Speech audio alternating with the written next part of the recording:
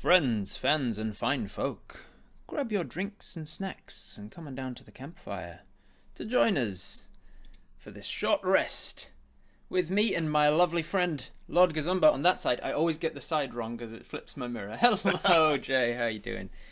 You want to give us a voice check? Mic check 1 2.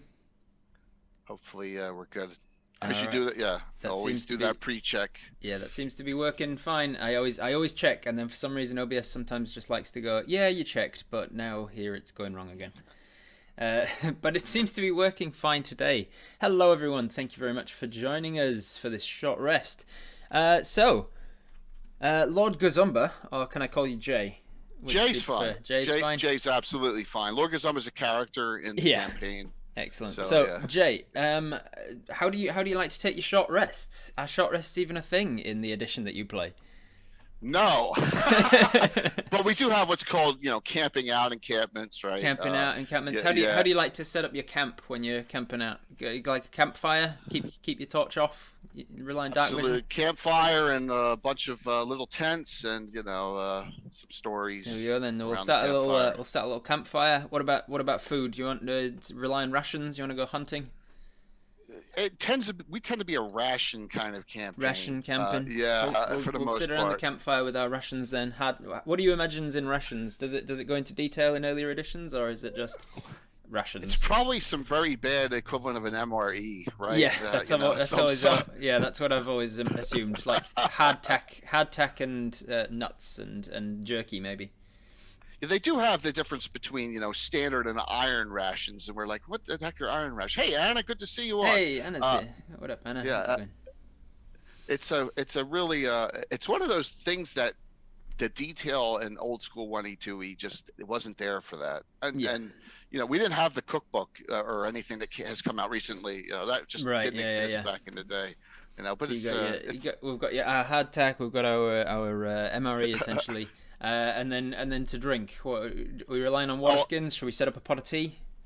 Or just you get out the barrel veil. Get a barrel of veil. Someone's always carrying it, especially in like some sort of modified bag of holding that's just like a wine cooler of holding. Always. I mean, we have there's magic items like there's the Dwarven brewing barrel, which one of the characters has. In 5th edition, there's a tankard that's not tankard of sobriety, that would be the opposite thing. There's a tankard of something which, like, 3 times a day, you can just fill it up with, like, 3 litres of dwarven ale. So, absolutely. And there's a Celtic item called the pig skin of Tuis, and you pour water through the pig mouth, and it actually brings out the best wine of all. Yeah. So where does the wine come out if you're pouring the water in the mouth? That's a good question. I guess we shouldn't. Yes, that's probably there. Yes, I didn't even think about that. Oh my gosh. All right, awesome. so we're good. We're good. We're set up for our short rest. Sitting around the campfire, we're joined by a bunch of eyes of the forest. Lots of putting these on so I can see the chat. Lots of people representing the little critters that are around us in the forest here as we have this short rest. Let's start with the name. Names are always a good place to start. You mentioned Lord Gosumba as a character. Where did the name come from? So when I started, and I'm going to show my age now. We started playing in 1978, which was the Holmes Basic box set before AD&D was out. Around 1980, started really when the World of GreyHawk setting came out. Started playing hardcore in that setting, and one thing about it's wide open. And from there, came up with the Order of Ulick, and Gosumba was a character. Hawk was his best friend. If you ever saw the movie Hawk the Slayer, there you go. It was kind of named off of him. So that character is now the head of the Order, Lord Gosumba. There you go. I had no idea what to call my channel 3.5 years ago when I came on Twitch. It's like, my gosh, and that's what I came up with. So Anna almost got me to change it one time about 3 years ago. She said I should change it to Order of Ulick, but I never did. So I held on to Lord Gosumba name. Now you got a brand. It's one of those things. We always put so much work into thinking about names and going, but it has to be the right name and then eventually nobody thinks about the name. Eventually it's just the name just becomes who you are, and like you don't actually think about it too much. I know that the Viva La Dirt League guys have thought a couple of times about like how their name is kind of cumbersome, and they've like, man, if we'd have known the success it was going to get, maybe we would have chosen a different name. But you just don't worry about it. It's good, yeah. But at this point, everyone knows it. Yeah, it's just a title. So, it's a brand. You don't actually think about what the Sure. what the name is necessarily anymore. Once it's just a part of who you are. And then how about your logo down here? Where did that one? How did that come about? So this is a funny story too. I don't know if I have it on my one of our friends. We always said it's a knighthood, and this is kind of I'm going to say this is like late '80s. Oh my gosh, I'm really dating myself. A knighthood's got to have heraldry. Yeah. So we had no idea what we were doing. So we had a sword crossed with a warhammer, a hammer of thunderbolts crossed with a longsword. And someone did a sketch of it, and that lasted 30 years until I met Anna Meyer, and Anna was great at doing working up the heraldry for. Oh my gosh, I should have muted my phone. I apologize. That's so good. Yeah, my bad. Thank you for the hype, by the way, everybody. Yeah, that was awesome. 51% on a Oliver level 4 hype train with 1 minute left. Yeah. Very, very cool. So I said to Anna and Brian Blumklotz, I really would love to have heraldry for the order done up a little bit better, and came up with this and that. Now is become my logo, become synonymous with the the shirts, and you can see the shield behind way back there. Yeah. The community gave me a shield from the first time we did a virtual GreyHawk Con, a metal shield of it. So it's grown around So the heraldry logo. came how long into it? Like before you were doing this as a as a channel? 83. Yeah. 83 we started talking about. We had an idea, but there was no Photoshop or or back then. Just has to be done as a sketch. Yeah, that's all it was for all that time. It amused me when I saw the design of the shield, because in my games, in my homebrewed world, there's a faction kind of like the what's the I can't remember the equivalent in Faerun now, but they're a faction of law enforcers and just knights of the realm, hero type. They're like the adventuring faction more than anything, and they're called the Knights of Kavosna, and their symbol is a tower shield with a longsword and a mace crossed over. Very close. So that's pretty cool. When I saw it, I was like, that's pretty close. A bludgeoning weapon, a longsword, and on a tower shield. That's their heraldry. And it's grown. The heraldry usage has really grown in my campaign and in all of GreyHawk. Because if anyone knows about GreyHawk, the original glossography has this beautiful heraldry all around it, right? It's got all these of all the locations, and it just is what draws you to the world of GreyHawk. Yeah, and it's something that you've taken onto your channel as well. You've always got the lots of the different heraldry all the way around, and that comes from like the GreyHawk design having the same thing then. Yeah, it comes from. Oops, see, I can slide back real quick. Here's the original World of GreyHawk glossography from 1980. Yeah. Right. Yeah. You see all that wonderful heraldry. Right. Yeah, and that's so those are heraldry of places in GreyHawk or families. Some organizations, mostly countries, some free cities, but so we've expanded it to include noble houses, Right. mercenary groups. We've really gone, because it's just something that people love, the visual aspect of a game, and they love connecting. Oh wow, that is our heraldry. Yes.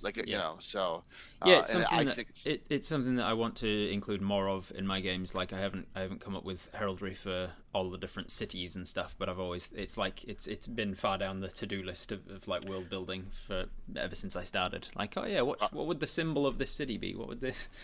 It's a wonderful thing to do, Robert, but I understand there's only so many hours in the day. There's only so many hours. There's certain things like that's one of the things I love about D&D. With different DMs, you will always get a different focus. There might be a DM who really enjoys politics in their real life, and so the politics seeps into their games, and their politics, their political structure of their games is super fleshed out because they think about that stuff always. And then their economy is kind of crap because they're not interested in economy or whatever. And artists, you'll have DMs who are just really enjoy artists doing art, and so they'll always be showing you pictures of the places that you're going, or like they've drawn out the different landscapes you're seeing. And so I love playing with different DMs for that reason, to enjoy different aspects of the game, because you're never going to have somebody who's like good at all of it and enjoys all of it and has the wonderful art in their downtime, and they've worked out the trade of the different cities. And I agree 100%, and I'll challenge everyone out there and yourself on this. Have you ever come across any two DMs that DM the same way?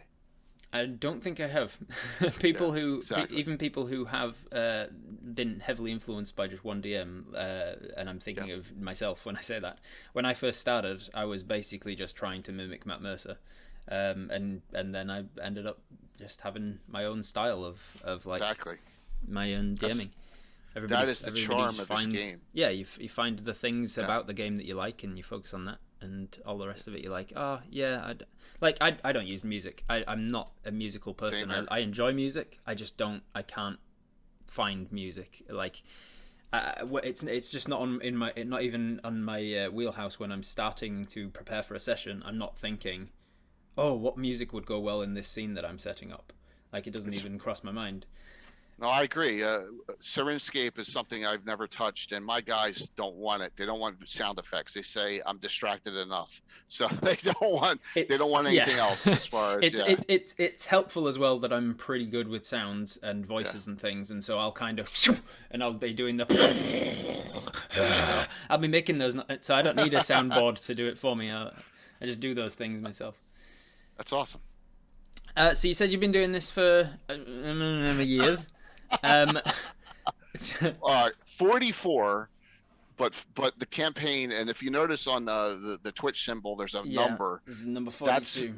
That's the campaign since I started logging adventures is 42 years old. The Order of Eula campaign. Yeah, so we're Saturday night's fundraiser event will be adventure number 945. You've been keeping a track of them. Whew. I have a log of every single. Yes, I don't know why I started doing that when I was 13 years old. You did, though. Incredibly lucky that you did, because now you've got it. I have every single adventure we've done logged, and the sitting estimate is between 3,000 and 3,200. We're not sure how many times we've set. Yeah. That's incredible. It's the wealth of experience there, the wealth of, and all in the same world, right? All in GreyHawk. Oh yeah, absolutely. Incredible the amount of depth you can get out of that, and it's testament to the game, the types of stories that can be told, because everybody's heard that there's nothing new under the sun, and there's a hero with 1,000 faces, and all stories are kind of following the same thing. But there's still such wealth within that you don't say that in order to put people off of telling new stories, and like you can still find the same structure to a story and find a completely new story within it. What's good about this about GreyHawk is it's so open, and there is so much richness, and I think my benefit was I diverged from the future storylines and future publications so early that the Order of Ulick exists in my campaign, and maybe who knows if someone else is taking on, but it's mine, right? So no one else's GreyHawk is the same. So I got stories I can take all off of that, different enemies and things, but it's in the GreyHawk setting. So it's been a tightrope walk all those years, because you got to try and incorporate in some of the canon that has been written up, and that was a challenge, and melded into what I'm doing. But there's so much room in the setting. In that time, then, has it always been continuous stories? Has it been like everything that has happened in one campaign has influenced another, like everything, or has there been like a reset spell plague kind of a? No resets, but we don't So my guys, if and anyone knows who watches, my guys are very transient, right?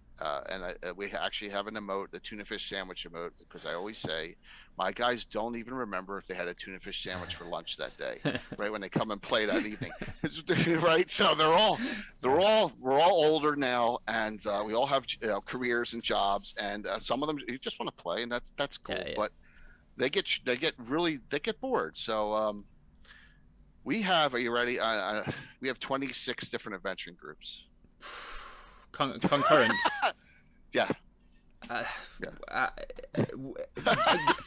Different groups, not different Yeah. people.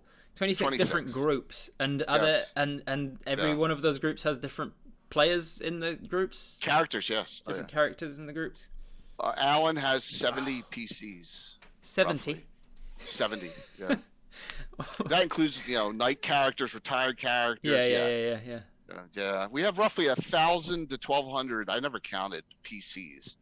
Yeah, in the group. In the campaign. Wow. About so these aren't all parties that are happening simultaneously. Like, you're not running for those 26 different adventuring parties. Right, exactly. It's like people. I never even heard this term until 6 months ago. West Marches. It's kind of West Marches style. But each adventure group is named, and some of them are terrible names, by the way, everyone. My guys, I love naming adventuring parties and the Omega and forcing, Patrol. Oh my gosh. I love forcing my players to come up with a name for their party, and some of them just really drag their feet on it until eventually somebody asks them in game, "Hey, I need to put you guys down as a name on this form," and then they're forced to just be like finalize something. And it's always garbage. Yeah. I've only forced one on them because one group is run by, and there's a class out of the Dragon Magazine Roger Moore article, the Jester, and I have a Jester, and his name's Theodore Craxus, and they couldn't come up with the name of the group, so he said he logged it in the Adventuring Guild at Hall at Altamira. He said, "We're Theo's Heroes." There you go, and that's what the name ended up as.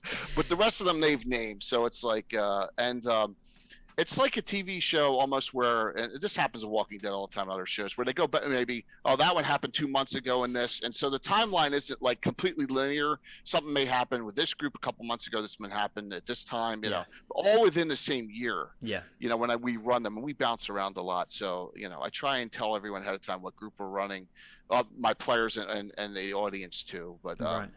And there's higher level, lower level. Yeah. Yeah. And how do you, in running so many different groups and keeping a track of those stories and things, and how do you accommodate, if you put any thought into this at all, for people watching it on Twitch and just being like, I'm completely new to this? Because it's hard enough to start a campaign like halfway through. That's one of the big problems with live play. And so like, here's a story that's ongoing with characters I don't know. But it'd be even harder for people who even have been watching your stuff for ages, and then you introduce, this is another of these 26 adventures groups that... It is extremely... I feel for the audience. Like, we do a lot of discussion on what happened the previous week, or what this group's about, or what's going on. I try and in detail. I try and talk about what is about to happen when beforehand on Facebook or in Discord. It's tough, and I'll say for our game, I don't want to say we're a theatrical presentation at all. I stream a game of me playing with my friends. Yeah, right. If that makes sense. If people want to tune in and see it, then they right. Can. But you're not going to put accommodations onto being in that position. Right. Now there's RP. It's not in depth, but there is RP, and there's storylines, there's politics, and there's intrigue, and there's backstabbing, and there's all that.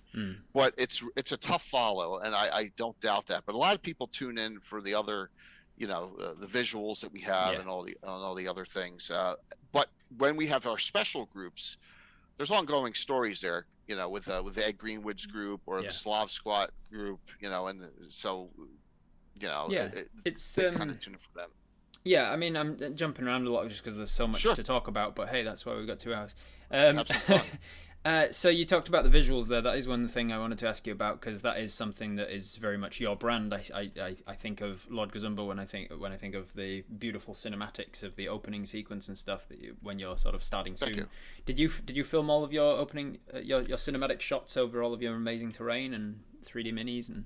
So a lot of that's collaboration with our sponsors. I'm fortunate to have 6 companies Mm, sponsoring the channel.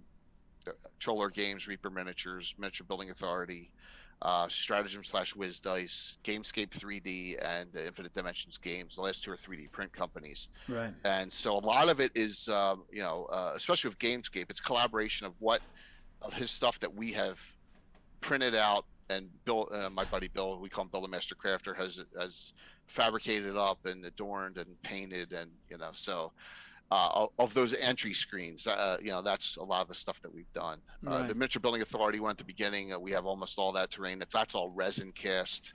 It was our first sponsor. I've known him since 2000. Kirk's a real good guy, but it's some really neat stuff, and we've So been playing this way for a long time. yeah, how did your involvement with those sponsors come about? Like, did you just meet them through conventions and things, and was like, hey, this is what I do, and they kind of gelled with your ideas? And It's a great question, and for anyone out there streaming, and Anna kind of knows this, and I've always said this.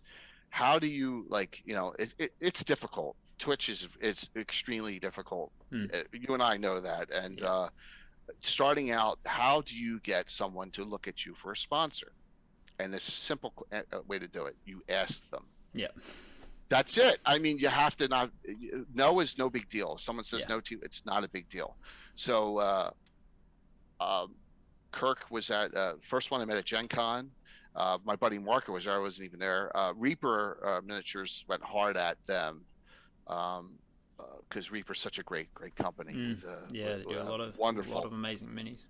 Yeah, and then the others, once the word got out, the 3D print companies were pretty easy to capture because we had do exactly what they're looking for. Yeah, your entire thing is like, hey, look at this massive table that we play around with all of this incredible terrain, and which is, I suppose, the next topic I really wanted to talk about is Sure. How big is your basement? Like, how where do you keep all that stuff? How do you find storage space for all of that stuff that you have? You have just so much terrain. It's ridiculous. It's a little overkill. You've been accumulating that presumably since the beginning, 44 years. So not since 2000, it really went hardcore. Right. So back in the day, and there's nothing wrong with this play style. You get the mat with the dry erase markers, and you mark out all the, that's the way we played. And half of our miniatures, the Ral Parthas back in the day, or the Grenadiers, we barely, the monsters weren't even painted. We only painted the miniatures for the characters back in the day. So we had playing with M&Ms or something, playing with Smarties, or whatever. Yeah. Let me tell you something. 4-sided dice always represented Sturges. Always, right? Because you didn't have a Sturge mini. You're never going to have that kind of stuff. Plus, they're little bloodsuckers if you stand on them. Oh, absolutely. So it 2000s when it started, when Miniature Building Authority came up with the resin miniatures, and D&D at that time started coming out with this plastic line of miniatures for monsters, and so it became affordable because and you can get them in bulk, because having one orc painted is not enough, right?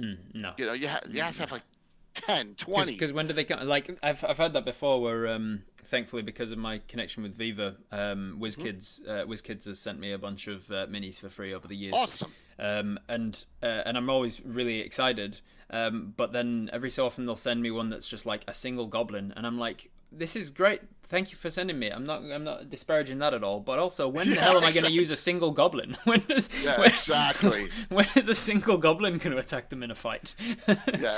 It's something that, like, when we started, I said, and this is just terminology, silly, dumb terminology from us. We had what was called the fishy box. I had a box of just lead, and pewter miniatures that just sat, the arms are missing or whatever, and I'd throw them on a table with the characters, and there's 10 orcs, right? And they represented the same, because back then we just didn't have this stuff until the plastic line came out of D&D miniatures, and we started collecting them, and it's taken a good 20 some years for us to really ramp up into this. And then we had the GeoHex, which you see on my table. We used that for BattleTech first, and we played BattleTech I stream a BattleTech game once in a blue moon too. But we play BattleTech and used that for, and I'm like, why can't I use this now for outdoor scenes in D&D? Then we got trees, and first thing you get the railroad trees, HO scale, and then you get nicer stuff from that. And it took time to get down what we have done. And then with Reaper and Dark Sword Minis and all the other companies with all the great stuff coming out, it just snowballed. Yeah. And that's when I was like, I guess it's 2017.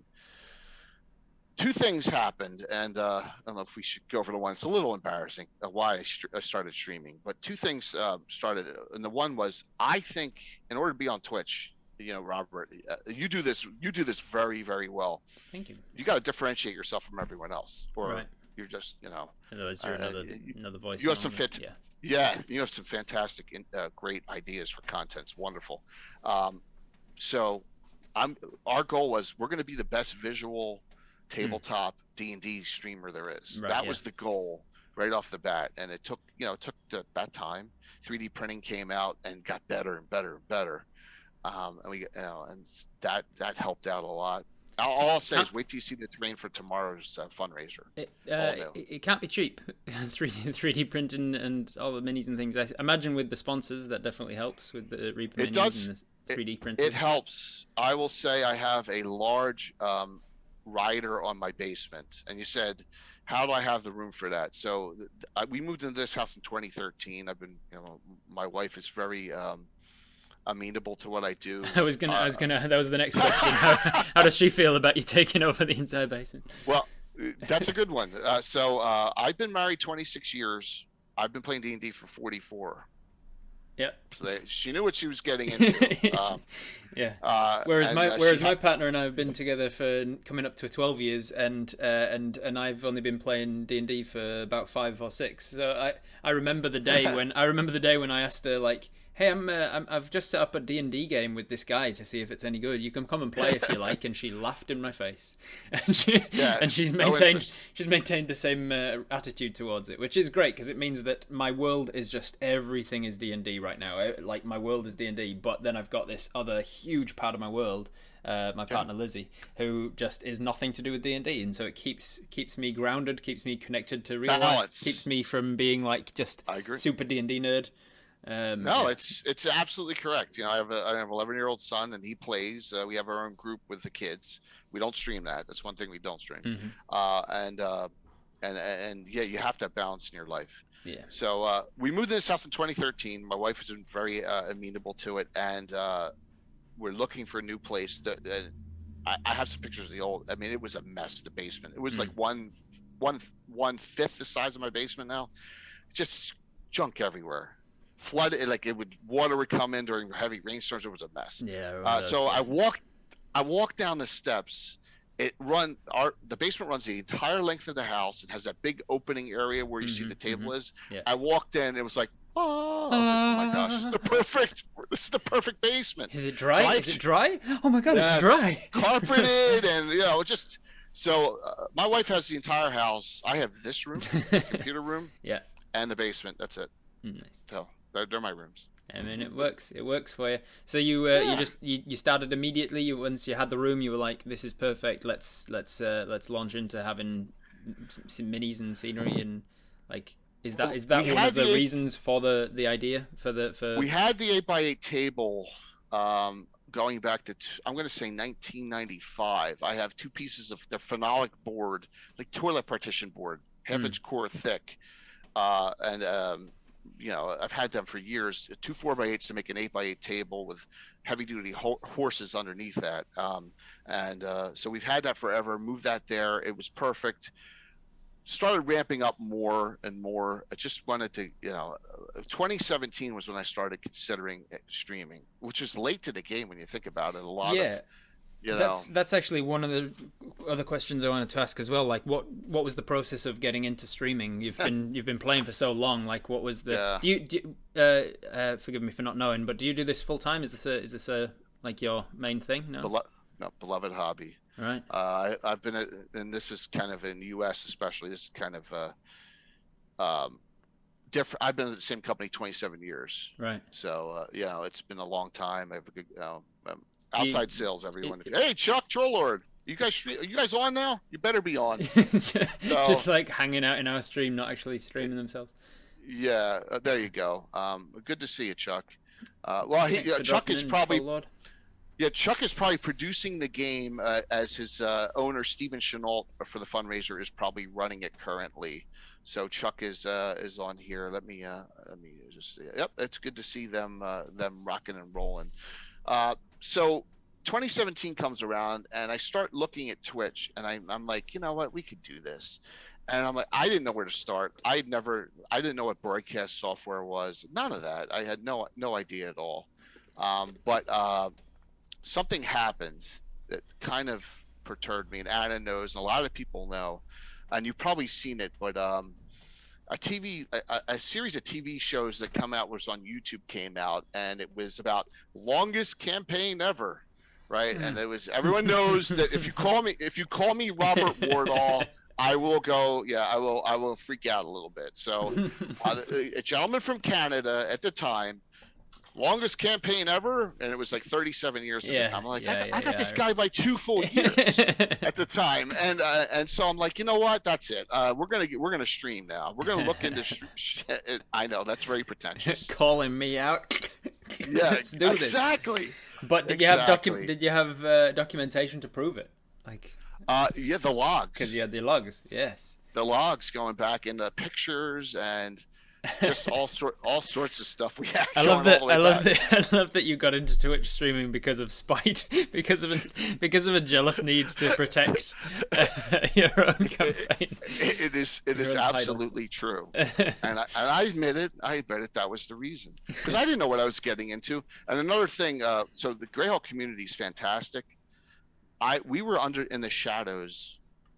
Just in our group, which 95% of probably everyone is, play in their own group, and that's it, for 38 years. Yeah. I had not done anything with the community at all until I got involved in Twitch. And then mostly Brian Blumklotz, Anna, really got me involved in the community, the Discords, the websites, all the other bloggers. And then that kind of is when things really started taking off. But And has it taken off because of the GreyHawk community? Like, everybody else who plays GreyHawk is like, hey, this guy's actually doing something that's not Forgotten Realms for once. Yeah, it's a mix. It's a mix of, and I think you need to, and Robert, you're extremely fantastic at this. You need to appeal beyond your community, right? So the GreyHawk community is limited because it's a bunch of old grognards. It started that way, but the people that are like felt left out by WotC because there's nothing going on with GreyHawk. And I said, we can't have this. And a lot of them said, we can't have this. We have to appeal to some younger players, 5e players. I mean, everyone knows I play 1e, 2e to this day, and that's okay. I don't, whatever edition you play, it's great. You play Pathfinder, 4e, even, it doesn't matter. Yeah, or an off-game license like Castles and Crusades, Troller Games One, whatever it is. It's immaterial, but we have to get out and get some blood out. So I've been networking for these last 3.5 years, and that's other communities. The crafting, see, we have a connection to the crafting community, which a lot of streamers don't, because the painters, the people who are modeling 3D. Because if you're doing it online, there's so many online who are literally doing everything online, the minis and the terrain and everything, so they don't need that crafting element. Exactly. When you think about it, most of the people are VTT players or Theater of the Mind players, which is great, but they're not terrain and mini players. So that's kind of a connection we have. We've also reached out to a lot of other people. I mean, think about this. So the creator of Forgotten Realms plays in a GreyHawk game on my channel at Greenwood, right? So it's gotten to that point now where it's grown so that it's fun. It's fun. It's just he's having a blast on it, and Ed's such a great person, and a lot of those I reached out to the legends of the game, and the first one I reached out to was, and he's passed. He passed about a year ago. It's Leonard Lakofka, and Leonard had done some wonderful things in the day, and he was really. And Anna will tell you, he was very grumpy. We got involved. It took me 9 months to get him on a talk show. 9 months, and I got him on. He was on for 45 minutes and hopped off, and they came on another, and then he just starts showing up right in the middle of shows. He should, because we have a Wednesday night and a Sunday night talk show. He would show up, he'd be on for 30 minutes, he wouldn't even say goodbye, and he just come off. So I mean, and that's how, yeah. But that was the charm of Len, and that kind of opened the door to a lot of other of big names like Right. Luke Luke Gygax, Gygax, Jim yeah. Ward, Eric Mona. It's so Because without doxing yourself, whereabouts are you based? I'm right outside Philadelphia. Right. So I'm an Eagles fan. Sorry, but yes, Philly sports. I live in South Jersey, outside Philadelphia. Yeah, Right. East Coast USA. Yep. So is it a good location for big names in D&D? I don't know much about where. Like, is there a No. D&D community anywhere like that's like more so? In Not any here, one no. place? No. Well, Lake Geneva, Wisconsin, where Gary course, Gygax is yeah. from. Yeah. But other than that, a lot of everyone's all over the country and the world now, and that's the great thing. I mean, look at that. We're on opposite sides of the planet right Yeah, now. We're talking to each other. Yeah, real time. Which is, I'm just gonna leave my reading glasses on, so I can just. It's still bizarre to me that the world technology is just like. Yeah. Because I remember, I'm not as experienced in life as you are, as one way to say it. But but I am old enough to remember a time when I could only talk to my uncle in New Zealand, because obviously I'm from England originally. I was in England growing up and could only talk to my uncle in New Zealand on the phone on a landline, and had to wait for a significant response before because there was a delay. You'd say something, hey, how's it going, Uncle Martin? And then it'd be, yeah, I'm good, thanks. How you? And you'd end up talking over each other so much, and that's the technology we used to have. And then in a couple of decades, we're talking in real time to anyone literally around the globe. Do you want to hear how old I am? I still have a landline. You still have a landline in this house, yeah. Because what do you need that for? When was the last time you used that? It's the deal you get with our internet provider out here at cable. Yeah. So barely use it, but yeah. So you've been playing since first edition. You played some AD&D when that came out. Did you play through all of the editions and decide you didn't like them, or you were just like every time a new edition came out, you were just like, that's for the young kids? It wasn't anything. It didn't have to do with the youngsters or like I was a Grogan or anything. It had to do with. We were customizing 1E and then 2E right off the bat. So I had made I don't play a pure 1E style. I play a homebrewed 1E, 2E with a ton of custom rules. I mean, look, I got it right here. The main rule book right here. And here's my list of just base 1E classes that I have in our game. Oh, wow. So, yeah. So we have a lot of customized stuff from 1E, from 2E. Right. So if it's some 3E, I've taken feats from 3E and merged them into our proficiency system for 1E, 2E. Right. So you didn't look at the new editions and go, I like this, I don't like that, I'll take this bit. No 4th or 5th, though. No 4th or 5th? You never played 4th or 5th? Or? Never. I played 5th. I've never DM'd 5th. I've never played 4th. I've played in some 5th games. Is that just because by the time they came out, you were just like, I've found my style and I'm happy with it? Yes, absolutely. And our style of 1E, 2E fits in very well with miniatures play. Right. One thing that, and I've always said this, and I'm not bashing any edition because that's not what it's about, just how the style goes. With miniatures and say you have 20 orcs on the field and you have your group of 8 adventurers. And imagine doing individual initiative. With miniatures. I had a very large fight recently that's going to be coming up in the Viva episode soon, and there were just too many things on the battlefield. And after their session, I just felt crap. I felt like, man, that's the worst session I've run yet for the Viva guys, because I just had such an enormous fight, and it was all initiative for everybody, and I just felt like I didn't handle it right, and it's just so difficult to handle big scale combat in 5th edition. So it's a learning experience, but you can adjust. So I use group initiative. Yeah, that's it. Yeah, I try and do the same thing, and even then, it was still like it wasn't enough. Well, the problem with miniatures in 5th, and this is just 5th, and it could be some others. The theory of moving, attacking, and moving again does not work with miniatures because everything is kind of simultaneous in a miniatures game. Yeah. And not in 5th edition, it's not, and that's the problem with you got too much. It's almost impossible to keep track of. Yeah. So when we do group initiative, I do it from a point of closest or furthest away, depending on the situation, of the miniatures inward or outward, and it works. But it's just, and so 1E2E fits that play style very well. Excellent. And I'd definitely be keen to try it one day. I've never actually had the opportunity to play in any of the earlier editions, but it's things like that I'm like, I'd love to get that experience at some point, because as you've mentioned, 5th edition is not good for those things, and it's things like that I've picked up on in the time playing that I'm going. In fact, I wrote a skit about it for a sort of comedy skit video series called D&D Logic, taking the piss out of like the disparity between real world logic and D&D logic. And one of the things was like turn-based combat of like everything's happening simultaneously, so to speak, but it's not, because it's initiative order, and so things that happen on your turn does affect the thing that's happened on the next guy's turn, even though it's happening simultaneously. It's tough. Yeah, so it's a real pain when you're like charging into battle, but one of you can charge in and be left on their own, and then the bad guy has their turn, and then another person charges in and it's like, oh, but that guy's my paladin, and when I'm next to him I get his aura of protection or whatever, so why can't we charge in together, and I can be protected by him the whole time? And in my game you can. And so what happens is, by the way, so the fancy unicorn is pushing me here. Let's just say that she does that very well. Thank you, Fancy.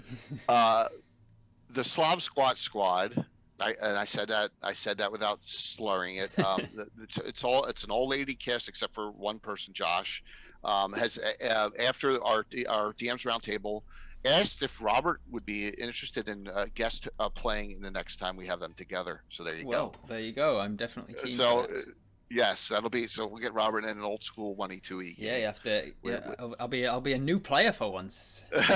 new to the system and everything. No problem. Yeah, definitely keen. Let's make that happen. I'm moving house in a week, and then after I'm settled, I'll be open to all sorts of things. It'll be at earliest third weekend in March, so we got plenty of time. We got a wonderful time for that. Thaco time for me. Yeah, but you don't need to calculate. I calculated it. Sweet. So it's not a problem. Thaco is not as difficult as you think it is, everyone. It's just that the other system works better, but I out of principle I just won't change. As long as you understand how it is and you're used to it. Yeah, absolutely. Yeah. But the D&D has evolved, and 5e is wonderful for theater of the mind and VTT play. It is. It works very well with those.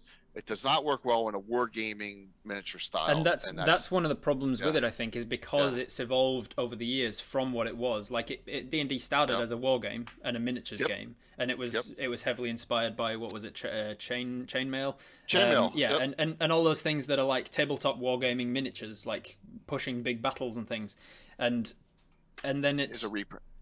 And then they've said, there we go, look, and then they've said that the 3 pillars of D&D, combat, exploration, and social, but like combat is like a big load-bearing pillar, and the other two are tiny little pillars that are ornamental on the sides. And over the years, it's evolved to try and get away from combat without like starting again from scratch with a completely new. And so it's still like partially it's mostly role playing, but it's partially like a miniatures game. And so when you roll initiative, suddenly the style of the game changes, and you're now a miniatures game again. It's tough. It's gotten to the point now where it's so easy for anyone to get into it, which is great. I mean, you don't need anything to play, which is wonderful. Yeah. In a theater of the mind game, and I don't understand why there's resentment out there from. It's great that there are more people playing. It's wonderful, but it's our style has evolved, and someone else's style is different. Like I said, no two DMs are alike, which is wonderful about it. It's very exciting. Very exciting what's going on in the community. All of them. So tell me about why GreyHawk. Like, was that just the one that you started with and you fell in love with it, or did you try a few different settings? Great question. We have poured it into a couple just as test runs and during the years. So GreyHawk was the first one. Love the heraldry, love the setting, love the openness of the setting, love the map. Everyone knows Darlene map, right? The original Darlene GreyHawk map is what everyone falls in love with. And Anna is taking it to a new level with all the level of She detail certainly and is. location. So we're this Check out afternoon. Anna in the chat, everybody. You Yeah, can. She's a fantastic map maker. yeah, If you haven't checked out the discussion where I was on Lord Gosumba's channel, Roundtable D&D thing. yeah. There's Anna. Yeah, Anna's in the chat. I was about to hit like shout out on my stream because I'm just the hosting. I'm like, oops. So that's so funny. But oh my gosh, I lost my train of thought there. I'm so sorry. Sorry, you were talking about the map of yeah, GreyHawk. and loving GreyHawk, and so we kind of tested a couple. We did one or two Dragonlance adventures where a portal opened, and man, it couldn't do it. Railroad couldn't. Right. Ravenloft, we've jumped into, Ravenloft originally wasn't its own setting; it was its own adventure. Right. The original Ravenloft and then Ravenloft 2 before it became its own setting, and then there's a lot of Dungeon Magazine adventures that are like Ravenloft, portaled into. So we've run some other things, but I've stayed in GreyHawk my whole time. I am blessed though, my buddy Tim, and everyone knows I've heard of the ever mysterious Tim, the one who did that tongue cutting video we showed you, Robert, at the end there. The crazy guy there. There he is, the Tim Head. He runs a city. You're gonna have to remind me. Yeah, remember the picture of him, the mongrel vid that we showed after the stream. Yeah. Ripping the tongue out. Yeah. So yeah, a little off there. Tim is, but Tim DM's a City State of the Invincible Overlord campaign, which is even older than GreyHawk. It's from Judges Guild back in the 70s, and I have 2 characters in that, and I get to play that like once every 6 months. So that's my change up, is playing in Tim's game. Is that about how often you play at all? Like not DMing? Is it often you're a player? Just every few months? I'd say once to twice a year. Wow. I just don't have time. I don't have time. You genuinely get enjoyment from DMing though, right? Like it's not like you feel begrudging. Yeah.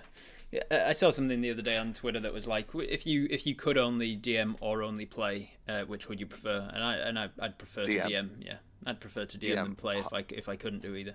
I really enjoy playing, but I definitely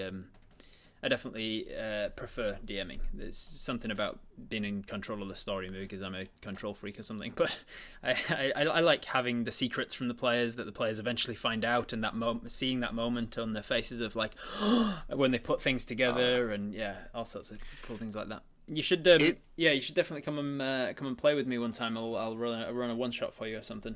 I promise to do that. Excellent. How's that? I promise to do that. I know we're both completely swamped, but we will make that happen. We'll make it happen, yeah. We will make that happen. That would be wonderful. So here's how old I am. I never heard of the 3 Pillars of D&D before. Oh, really? I mean, it was a couple weeks ago. I don't know what challenge rating is. Never used it. Right? Because there's no such thing in I don't know what it is either. I don't. It's not. No, it's a useful tool that is heavily flawed. It's like a broken handled hammer that you're like, you don't have any other hammer, so you're going to keep using it. But it's not the best, but it's better than anything else we got. There's a lot of and I did not know. And Darling's on. She plays in the Slav Squad. There you go. And she said, "You're not ready for my mind games." Yeah, Darling Creep Show.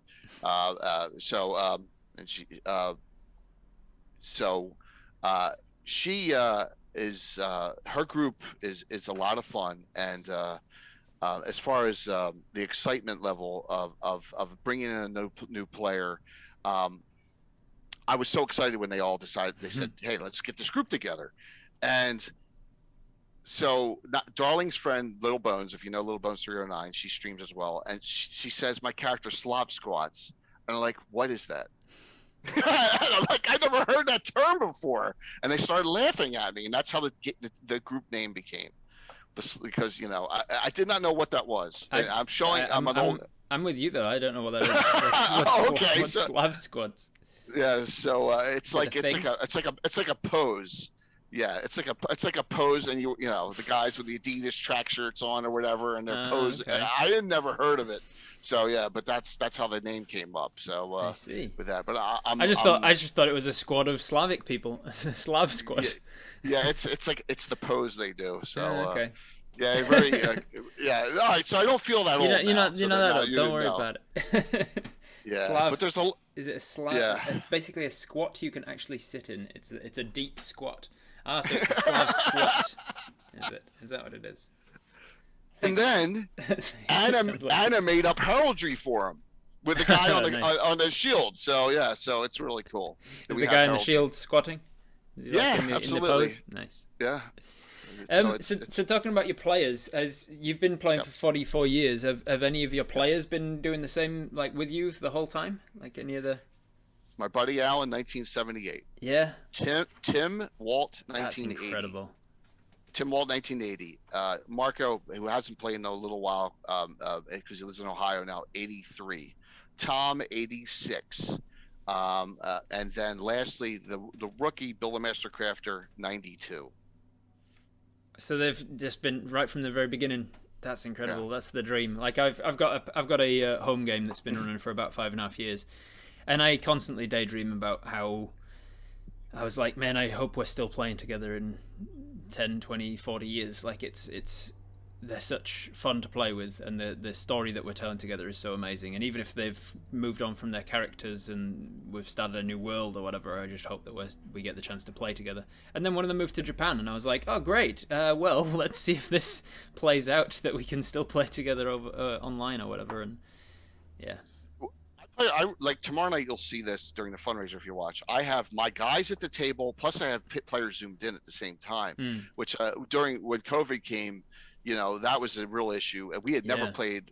We usually had one person maybe rotating in if they were sick and they wanted to play still. I mean, we used to use FaceTime for God's sake, on a freaking iPad and move the iPad around. Around. Oh my gosh! Before Zoom, before Skype is really a memory hog, and Skype it was just just did not work with XSplit especially. It just crashed all the time. But when Zoom came out, I finally had something I could utilize that worked a little better for us. But playing remotely or together here, it's no different for me now. In our style. Now I may have to move everything on the table if I have a full remote game, but that's okay. And I don't like walking all the way around the other side of the table, so I try and bring it uncloser. What's your setup with cameras and things? Because you've got a lot of different angles always with the tables and everything. Three cameras running. I got the one up close, Brio, the 4K one, and that one if you get too close, it happened last night. It was kept on auto adjusting, and then two 922Xs, all Logitechs. So I have 3 cameras going, and then I usually have a couple scrollers running with. I've been using Portrait Workshop, or if I have artwork done, the artwork will go in there showing the character scrolling through. When I have a full remote crew, I don't have room for it, so I just have the picture of the character with the name. I don't have their class and stuff. You have to condense that down. But when you did that sort of evolve over time, that setup, did you just start out like, hey, I've got the equipment, let's do it? Or started with 2 cameras for about 2 weeks, and I was like, we can do 3. I had a widescreen. I have the widescreen camera showing me, and I can't. I can't show the entire table of my players a lot. It's just you need a fisheye lens. You need one of those 360-degree spherical cameras to show your table. The number one problem though was mics. Right. The mic was the issue. And I finally found one that works really well. It's a Jay Labs. That works great. These the Samsung here just wasn't cutting it, and it was cut in and out because I need for it to pick up all of our voices all around the table as we're moving, but not what's going on outside. And I finally found that one. Yeah. Tricky radius that you need to find there. It took a while because we're never sitting down all. People are always moving, doing stuff, and it's kind of got that war game feel to it. So, yeah. That was a challenge. Me talking about my my ongoing game with the players that I hope I'm still playing with in 40 years has brought one of them out of the woodwork. She was obviously lurking. FBGX there in the chat. Cool. Is one of my long-term players. Still talking about players then, you said you've got 26 different adventuring groups. How many different players are actually playing across the games that you run? So the main group is normally the 4 base players that were. Walt wasn't there last night because he had a family emergency. And another thing we do uniquely is we play 2 characters in most instances. There's Right. 2. Everybody's got 2 characters running. Everyone's got 2 running in the group, and the groups are. We have what's called another bizarre thing we do. We pool, and West Marches type. A lot of groups have 3 or 4 the adventuring party that you could choose from those characters based on what you think you need. So like in our what would be the group? Our Narwhal Headhunters group out of the city of Narwhal, they'll actually have 4 characters they'll be able to choose from, 2 of those. So they have multiple characters. Their group is like twice to 4 times the size. And they're all just like controlling a couple of people in that group. Absolutely. That's a really unique way of doing it. I've never seen that before. Well, if a character gets killed, I don't feel bad. Yeah, true. Or maimed or whatever, they're still playing. Exactly. And also, so do people tend to be like, I've got 2 tanks, or do people, in your experience, tend to be like, I've got a sneaky guy and a whatever? Mix it up. Yeah. My guys mix it up, something fierce. Normally you'll see, and they try and they. It takes like about 9 months for us to start a new group. It's an addendum group we're going to do next, and it probably won't hit until, I don't know, July, August, September. Yeah. And they're already laying out what the character classes, races, backgrounds are going to be now, because Bill's got to paint an individual unique miniature for every character, right? Yeah. So, which he does. I mean, that's why he's a master crafter, right? Yeah. As I always say, he's chained in my basement right now. Actually, he's not. He's doing things, but I am not artistic. Yeah. That's not my thing. He does wonderful stuff. I've got my own version of that. There's a fella, a good friend of mine, Spidey NZ, who's an animator full time, but also does incredible paint jobs on minis. That's awesome. This one's not really focusing. This was a Hero Forge mini that I made of a swamp hag, and he painted it up. And that's awesome. I did a jester that he painted up, and like it came printed without the without any of the patterns on it, but he's hand painted all of those diamonds and stripes and stuff. And wonderful creativity. Yeah, it is. And you need to have that. Shout out to metagaming. Oh, look at that question. Is metagaming considered a bad thing in your games? Do you know what DM's crushing fist is? No. That's an old school term where you just, the DM. Oh, right. Monty Python style. Exactly. So some of my guys bluntly have a habit of their stats are a little too high to start, and I will wean that down a bit. So, but it's nowhere near like, and I'm not bashing it. The Living GreyHawk 3rd edition era, where metagaming, you had to do metagame to survive, running in that Living GreyHawk era where 40 armor class monsters are running, just nutty stuff, right? Crazy stuff. Yeah. So getting God, same difference. Getting Godsmack, same thing. Same thing.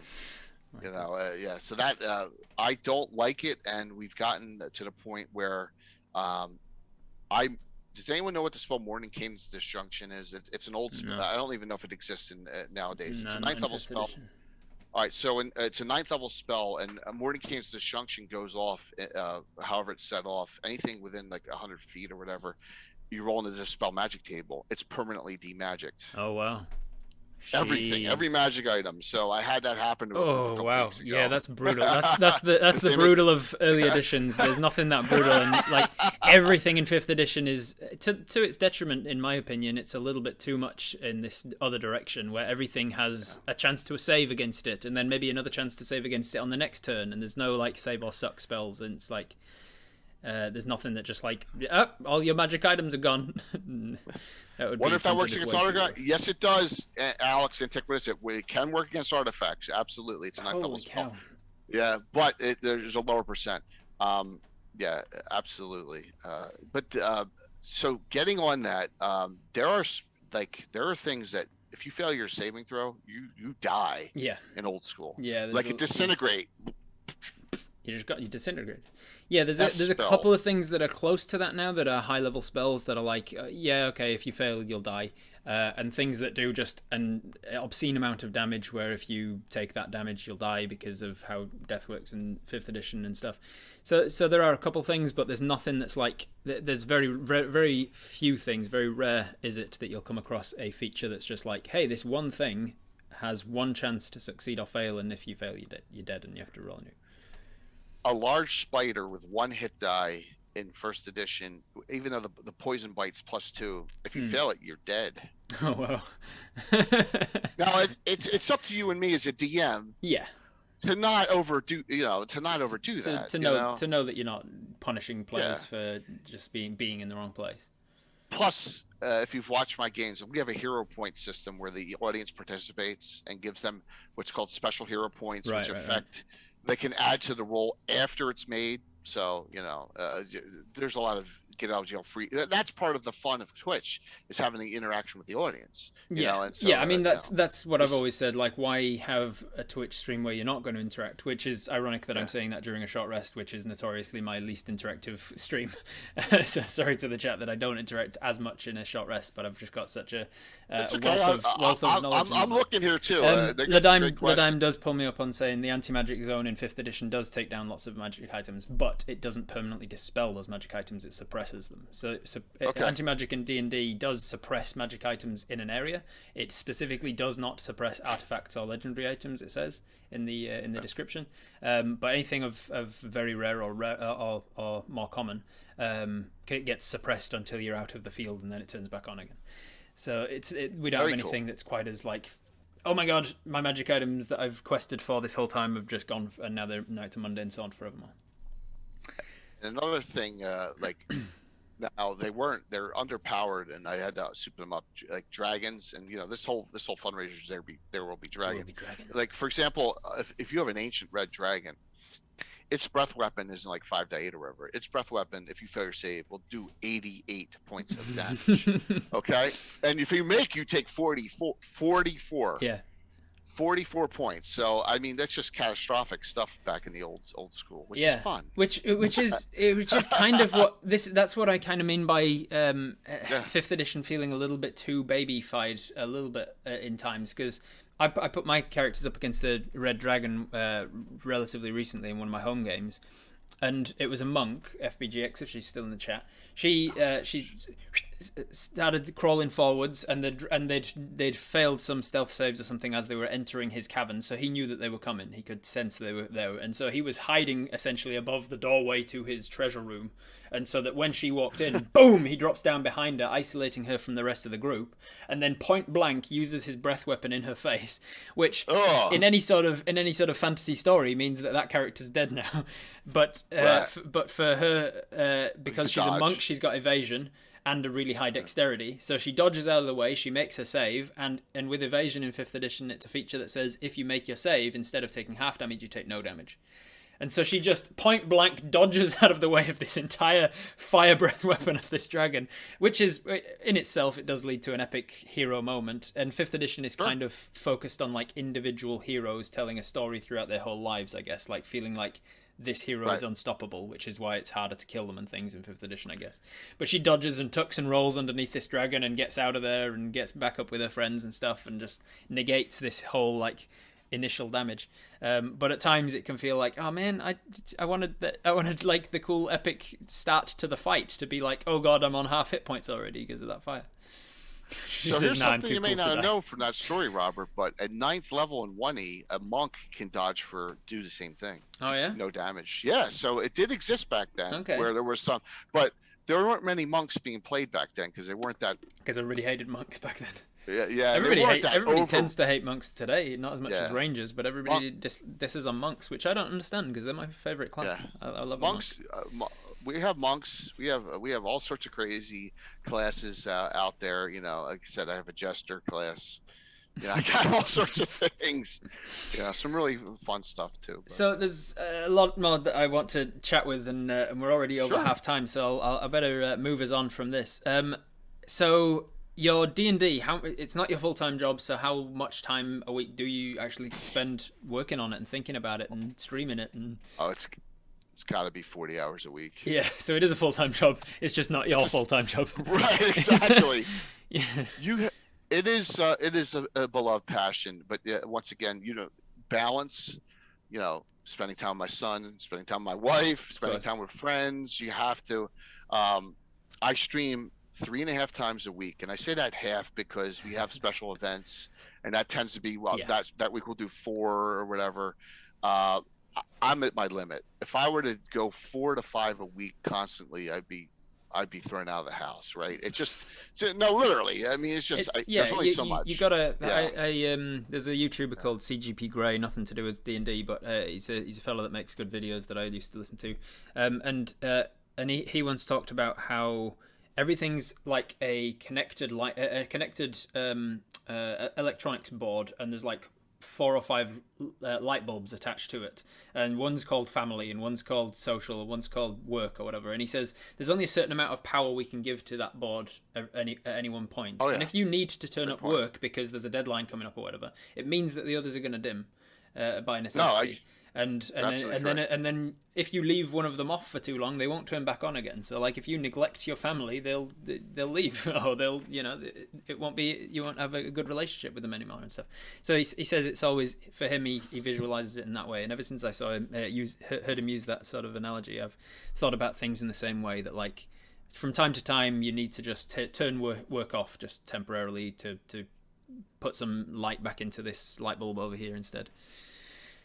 And you have to have that in your life with whatever you do, whether it's the Zen thing or just taking time for yourself, relaxing. Excuse me, I got like a little bit of a allergy tickle cough here. That's okay. Excuse me. So Fancy Unicorn just asked, do you have people who help me? Only for the crafting part, only Bill. No. No behind the scenes help, no assistance, no. No mods. I mean, the mods are there for the stream, and the mods are there. I don't have a Discord. I use the other campfire, and we have a con Discord. Oh. Excuse me. Got to roll a Constitution saving throw, or what did they call it in earlier editions? Reflex, will, and petrification dodge. Petrification dodge. That was what dodge save. Yeah, back then. Monks would make a save against a roll for petrification for dodges back in old school. Yeah. So they would dodge everything. There wasn't like just a tanking it kind of damage. If you got poison and stuff, that would still just be reflexing dodging. So a gaze or a poison, they couldn't dodge that. Area effect spells. Is there fortitude, or was that a later thing as well? Poison save. It was a poison save. Poison saves. Yeah. So let me see. I'm going to show you. Oh crap! So, for example, if you go on the saving throw table right here, this is MJ's character, Dylan. One of them. There. Right. That's so you got saves against poison, paralyzation, death magic specifically, petrification. So many different things to save from individually. Yeah. Save from breath weapon is a specific thing. Yeah, absolutely. It is. What if the breath weapon's poison? Do you not have poison dragons? You have to. For example, a green dragon breathes chlorine gas. It's still breath weapon. Right. So you use breath weapon rather than poison. Yeah. Right. You use breath weapons, for example, if it's a Gorgon, right? Yeah. A Gorgon that breathes. It just there's a lot of things. Some things are wands. If it's a spell effect, it's just. Yeah. Back in the day, it was just anything goes, right? Because it wasn't. Yeah. It wasn't set to the point where everything was etched in stone like it is in 5th edition now. Yeah, so, sure. Very good players played. Are your games more combat? Yes, Lodane, they are more combat focused, but like I said, it's not as theatrical as other streams, which is okay, because I'm streaming playing with my friends, and that's how that's the style we play, and that's okay. Playing high, because that's the thing. Like, if you're not worried about pandering to an audience, then the audience will find the audience that likes the style that you use naturally will come and find you. Exactly. But note this, I think that I have some of the best GreyHawk stories and lore and links of works of people in the past, and I appreciate what they've done, and I incorporate those stories and what the work they've done into my game. Yeah. Always respecting the past, and a lot of that will be like, for example, tomorrow night I'm going to have some stuff from an article. I'll give you an example here. So, by the way, I probably have 30 of these. Everything here's all of my writings, right? It's all in notebooks. And that's a lot. I'm old, man. You don't keep anything online? Anything? No, OneNote no. or Microsoft Word? So this is written by Gary Julian and Rick Miller. Treasures of GreyHawk. This is from Dragon 359, the last Dragon published. And here's Merlin's a Dnd GreyHawk, and Merlin looks like the man with no name, Clint Eastwood, right? That's exactly who he is, basically. And there's his hat, Merlin's hat. It's just a magic item. Well, they saw that Thursday night. Someone's wearing it, Nice. and it'll be So but that's the kind of stuff that pay homage to those that have come before you and those who have written and done things that are very important to the community. And that's a great thing about. And that's the difference between I'm not a homebrew DM, but I homebrew in GreyHawk. Does that make sense? Yeah. You use a setting that exists and stories that exist, but then homebrew within that to make it your own. To file off the edges that you don't like and what have you. That makes perfect sense. It's less like anything else. You have to your game balance, and Behind the Glamour just asked something about is a rule of thumb for scaling encounters to player levels, and the answer is yes and no. A good DM will constantly rebalance his game over and over and over as you're going, no matter what edition you're playing. You have to, because if the combats are too easy or the combats are becoming too difficult, or there's a class that's overpowered, it's like a patch in World of Warcraft or whatever game, right? You got to make an adjustment of some sort, and that happens all the time. It's in a if you were to balance anything, like in the real terms, like if you're balancing something, you don't just stand it and balance it. You've got to be dynamically balancing it as you go. It's starting to fall, things are happening, and so you're rebalancing it as you're balancing it. That's literally what balance means. You're balancing it as it's falling. You're getting underneath it, and it's the same with DMing. You're getting underneath it as it's starting to fall. You're recognizing the direction it's falling and how fast it's falling. You might just like with balancing acts, you might let it fall a little further and then you catch it, but you're always balancing it dynamically. And if you're not making changes, to your game, and I'm not saying every session, but if you're not looking and reevaluating yourself and making little tweaks here and there, you should be, because I guarantee you that there's always going to be something that you can improve on. I mean, I always I'm looking to improve what I do. And this is not just applying to combat either. Like, it's just applying to, like, you should be focused on your players and realizing, man, they're really bored today because I'm not engaging them, or are they really burned out because they've had a lot of stuff on in their regular life and they've just come here to chill out and they just want to turn off their brain today. Clearly, I'll throw a random encounter at them and they can just slay some orcs. It's fine. Like, you got to be aware of those things and tuning into it, and you don't have to be worried about just flat out asking them as well. Like, hey, are we feeling this today? Like, do you want to just do an encounter, like a fight or something? That's fine. You have it's called transient mode.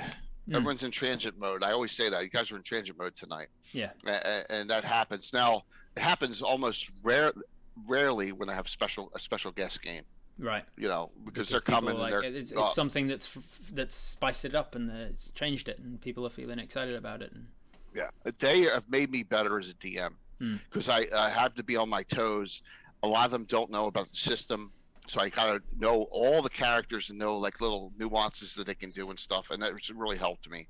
Plus, I love DMing for other people besides outside of my group of friends, which I've been doing for 40 years. It's like, oh my gosh. Yeah, so it's cool. I look forward to finding myself in and around Philly one day, and then I'll come and absolutely. I've had Anna's been in the basement, a couple other people, and not in a weird, creepy way. Everyone, okay? So the basement's it'd be a fun thing. Come and play with me in my basement. Yeah. Or play in my dungeon.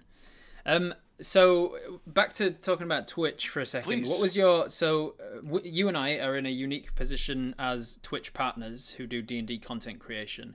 I say unique because I literally can't think of more than 10 or so people that do it. Like I was looking last night on like Twitch data sites and stuff, looking for people who do predominantly D&D content, not like variety streamers who also do D&D, but people who do D&D content as their main thing and have achieved partner in Twitch. And there's about 10. Obviously, there's Critical Role. There's the main D&D channel. There's D&D Beyond. Matt Colville's a big one, yeah. Yeah, Matt Colville's big one. Penny Arcade, High Rollers, and Maze Arcana. Table Story's big. Table Story? Table Story's a big one. Oh, yes. No, I do know Table Story. Yeah. Yeah, they're big. Yeah. So... It's a handful, and so you're actually the first partner that I've had on a short rest. Well, with the exception of Adam and Ben, but they're not D&D streamers. They're Viva the Dirt League streamers, obviously. So yeah, it's a unique position. So tell me about your path to partner and what it has changed for your stream since you became partner. Oh, thank you for the raid, Penny. Yeah, that's awesome. Thank you for the Penny Wagon Chaser. Very, very cool. Today we are for anyone who's joining us from Penny's raid. Thank you along. I'm Robert Hartley. I'm a professional dungeon master full time, and joining me today on this short rest is Lord Gosumba, another professional dungeon master, though not full time, over on Lord Gosumba's channel. Another fellow Twitch partner, D&D content creator. So this is an interesting story. We started off June 2018. No clue what I'm doing. Nothing. I have no idea. I at least kicked the cord out multiple. I mean, like we have. Yeah, it's just all over. And by the way, I still do this to this day. My Alienware desktop here, not my monitor, and a lot of my accessories. I haul down 2 flights of stairs down to my basement when I stream down there. Oh God. Okay. Oh, my goodness. I still do it, and because Wow. I have 2 because I'm streaming up here. My router's there. There's got to be a better way. There's not. I mean, so I got an Orbi system because I need to get that signal all the way up. I don't want to run. My wife's not gonna let me drill through holes on the floor, right? So all these challenges are going on. I found out how important USB 3.0 slots are now. Oh my gosh. I mean, it makes such a huge difference with the video and sound processing having 3.0 over 2.0s. Learned, we used to have streams where the voice, because of the encoders, you know how you have codecs that you have to put in with the sound and stuff on certain, like XSplit, NVIDIA has its own hardware codec, or they all have them built in. Well, our voice was getting like 15 seconds off in a stream. And I'm like, what? And this is stuff like we couldn't even figure out early on. We had no idea because I had no one to teach me. I was teaching myself, and I taught myself XSplit. And I love XSplit Broadcaster, by the way. It's the one I've always used now.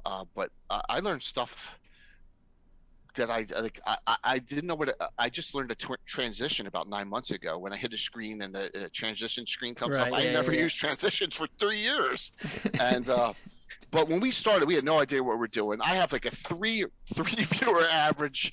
It took me two months to get to affiliate because I just didn't have any idea. Back then, reruns counted toward your number, and we're running reruns constantly. You can't run reruns now. Unless you're absolutely an affiliate, but back then you could, and it just was. I had no idea, Robert, what the heck I was doing, and I talked about this the other night when we did our first fundraiser, February of 2019. I think I had 225 followers, and that was it to that point. So for 6-9 months, I had like 220 followers. That was it. Yeah, and then. What, were you just like sitting there like it'll grow and it grows and don't worry about it, or were you like trying to grow it and just it wasn't working? I had to figure out what I needed to do, and a lot of that had to do with I wasn't good at the community bridging yet. I just was running the game, and I wasn't really. I was talking to some people, but I was not reaching out and getting other people excited about what we were doing. And then I said, you know what? I really should get some sponsors to the channel that'll help. And I got Merchant Building Authority and Reaper. When I got Reaper, that opened the door to the crafting community. And that's when things really started to flow in. It started with that. And then. So did you reach out to Reaper when you had like 200 followers? No, I had about, my guess is about 800 followers at that time. I had about 800 followers at the time. Wow. And I reached out to Reaper. But Reaper was looking at the time for, because they were new to streaming too. And they were looking for a couple channels. And I want to shout out to someone, Nightheart Gaming, Frank over there, had an in with them. He lives in Texas, and they're in Texas outside of Dallas. And so he was the first one they sponsored. And I knew Frank because Frank's another miniature terrain, one of the very few ones out there, and really good people. And they stream 5e and they do a lot of stuff with us. And so I was the second one they had sponsored, and then it just, that helped a lot. They were just looking right place, right time kind of thing. And then I figured we need to figure out how to get this beyond our GreyHawk community. How do I do this? And that was because it can feel like you've milked that cow after a while. Kind of, it can be like, well, this is the GreyHawk community, and we've got all we're getting out of it. It was exactly. And don't want to go back to anything bad blood-wise, but there was another GreyHawk channel that was around that kind of self-imploded, right? And that kind of so I don't know if that helped or not when they went away, but it was a 5e streaming channel, and they tried to have 20 different streams on, like 24, and it just was a mess. And I stayed away from that. I stayed out of that. Candles at both ends and the middle. Yeah, and that went away, and then things kind of died down for about I don't know, into that second year, and then things started rolling a little bit, and then we started doing. This is going to sound awful. The pandemic hit in 2020. It's why I'm successful. People were starved of both entertainment and escapism. You're right, Alex. And Gary Con in 2020 got canceled and turned into virtual. And I was here, and I did production for like 6-7 streams, including Stefan Picorni's stream, who, the owner of Dwarven Forge. Right. And I produced his stream for it. And then I said, why don't we have our own convention? So we have in October, first weekend in October, we have virtual GreyHawk Con now. Right. So we have our own con. And we've done it the last 2 years, 2020 and 21. We'll do it in 22 this year, upcoming too. That helped because that got the word out, and it's just the networking continued. And then I figured I needed to run games with personalities and people outside of the community, other streamers, and that helped. And then it really snowballed. And you mentioned when I was on yours that you applied for partner a few times and were denied, even though you'd hit all of the requirements, right? 12 times. 12 times. That is some perseverance. Unless a man might have given up after 6 or 8 or 10 rejections. 12 times. Yes. You went 12 times going, I know that what I've got is something that people will enjoy, something that I deserve to have the tick next to my name. I've got I'm ticking the boxes. Yeah. Man, how long was it since the first time to the acceptance? 2 years. Ooh, I commend you on your patience, that's for sure. Thank you. So the last time, it only happened in the first weekend in December. It's only been like three months. It's been very recent.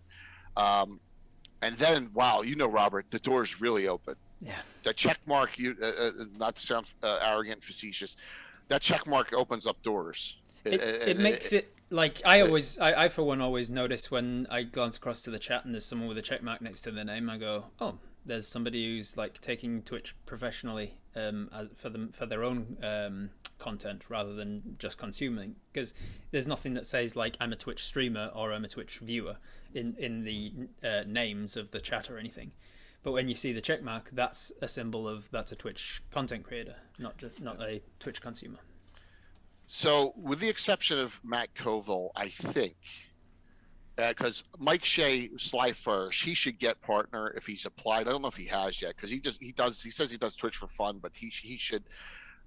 There are not many Twitch partners that are individuals. Most of them are communities, right? Like Table Story, and they got a whole group. You and I and Matt Koval and one or two others maybe are very unique, that we are individuals. It's usually a group. It's a group, it's like I said before, like Critical Role, D&D, D&D Beyond, these channels that are like, Pennywagon Arcade. Absolutely. Pennywagon, it's because Pennywagon Chaser raided, so I'm thinking Pennywagon. Yeah, High Rollers is another High Rollers, groups of them rather than like individuals. They're groups. And I mean, I don't want to like undermine your path, your process of by including myself in that group, because I was fortunate enough to have the jumping board from Viva la Dirt League. I had the huge support, so I didn't have to go through nearly as anywhere near the same struggle as you did when I went for partner. As soon as I met the metric for it, I got in touch with my Viva la Dirt League guys and said, "Hey, you guys have been partner for a while." And he goes, "Yeah, I know a guy who works for Twitch. That's awesome. Let me ask him when you put your application in." And I put my application in. He simultaneously sent off an email saying, "Hey, Rob works with us," and it was in my partnership. You got the first. My partnership. First time? Yep, I got it. Oh my gosh. Not only the first time, I got it within like a couple of hours of submitting the application. They were like, "This application could take a few days to blah blah blah to process." That is awesome. But because of my contacts, it's all about who you know. Because of my contacts, they went, "Hey, this guy works with us, and we've been Twitch partners for however many years," and so they accepted my partnership immediately. So I can't stress enough. I can't stress enough what you had to go through, and how that is not and how what I had to go through is nothing like what you had to go through. So it has given me an appreciation for the work I did to get there, and I understand how tough it is. And that's why, I mean, I'm hopeful that anyone who's from the community will say this. I do everything I can to help other streamers out all the time. I never waste a raid. Find someone who you know, or someone who you think will appreciate, raid into them. Do shows where you promote other streamers. Have games where they play in them. I try, and part of this thing's the fundraiser. We have 11 channels participating in this fundraiser event right now. And it's a community, and I'm doing everything I can to help other ones, because it doesn't cost you anything. It doesn't cost especially a raid. I don't understand big streamers that don't raid, because it costs you literally nothing. You've got an exclamation. It's like you've got /raid and then type their name. It costs you 5 seconds of your time. It's I don't know. Like, it's not a zero-sum game. It's not like if I raid somebody and they like their channel, they're gonna go to them and watch them instead of me. Like, everybody, like, if they like D&D and they want to see more D&D, they're gonna just subscribe to lots of channels or follow lots of channels.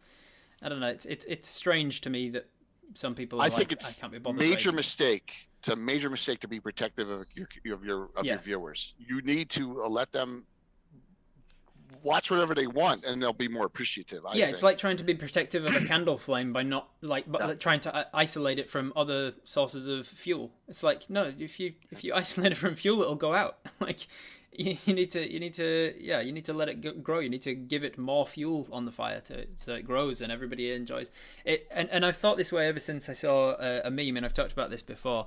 But it was surprising how much of a change in my own psyche it made, because it was just a silly cartoon of it was a 2-panel thing, and in the first panel there's a guy with a cake on like a bake-off sort of a situation. There's a guy with a cake.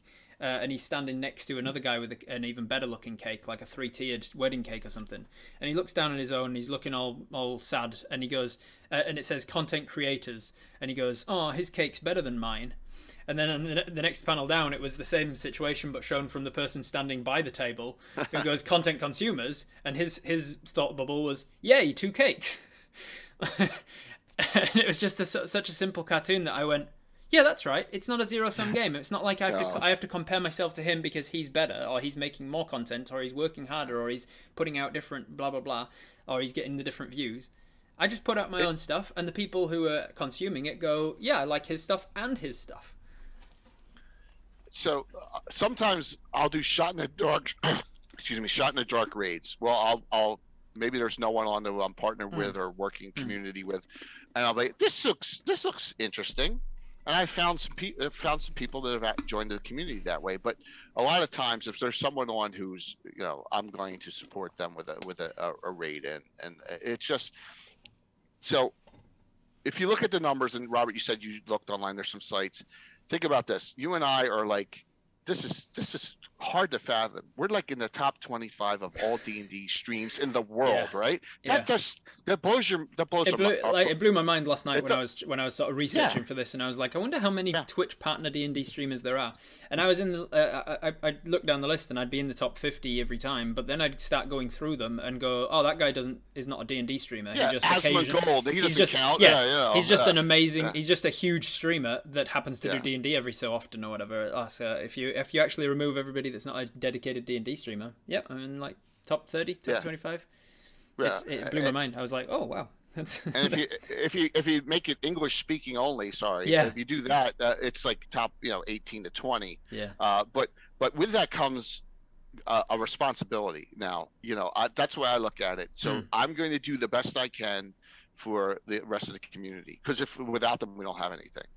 Right. We don't. And so. It's like you trying to get up a wall, and there's people at the bottom willing to like give you a boost up, and then you get up to the wall and don't turn around and put your hand down for them.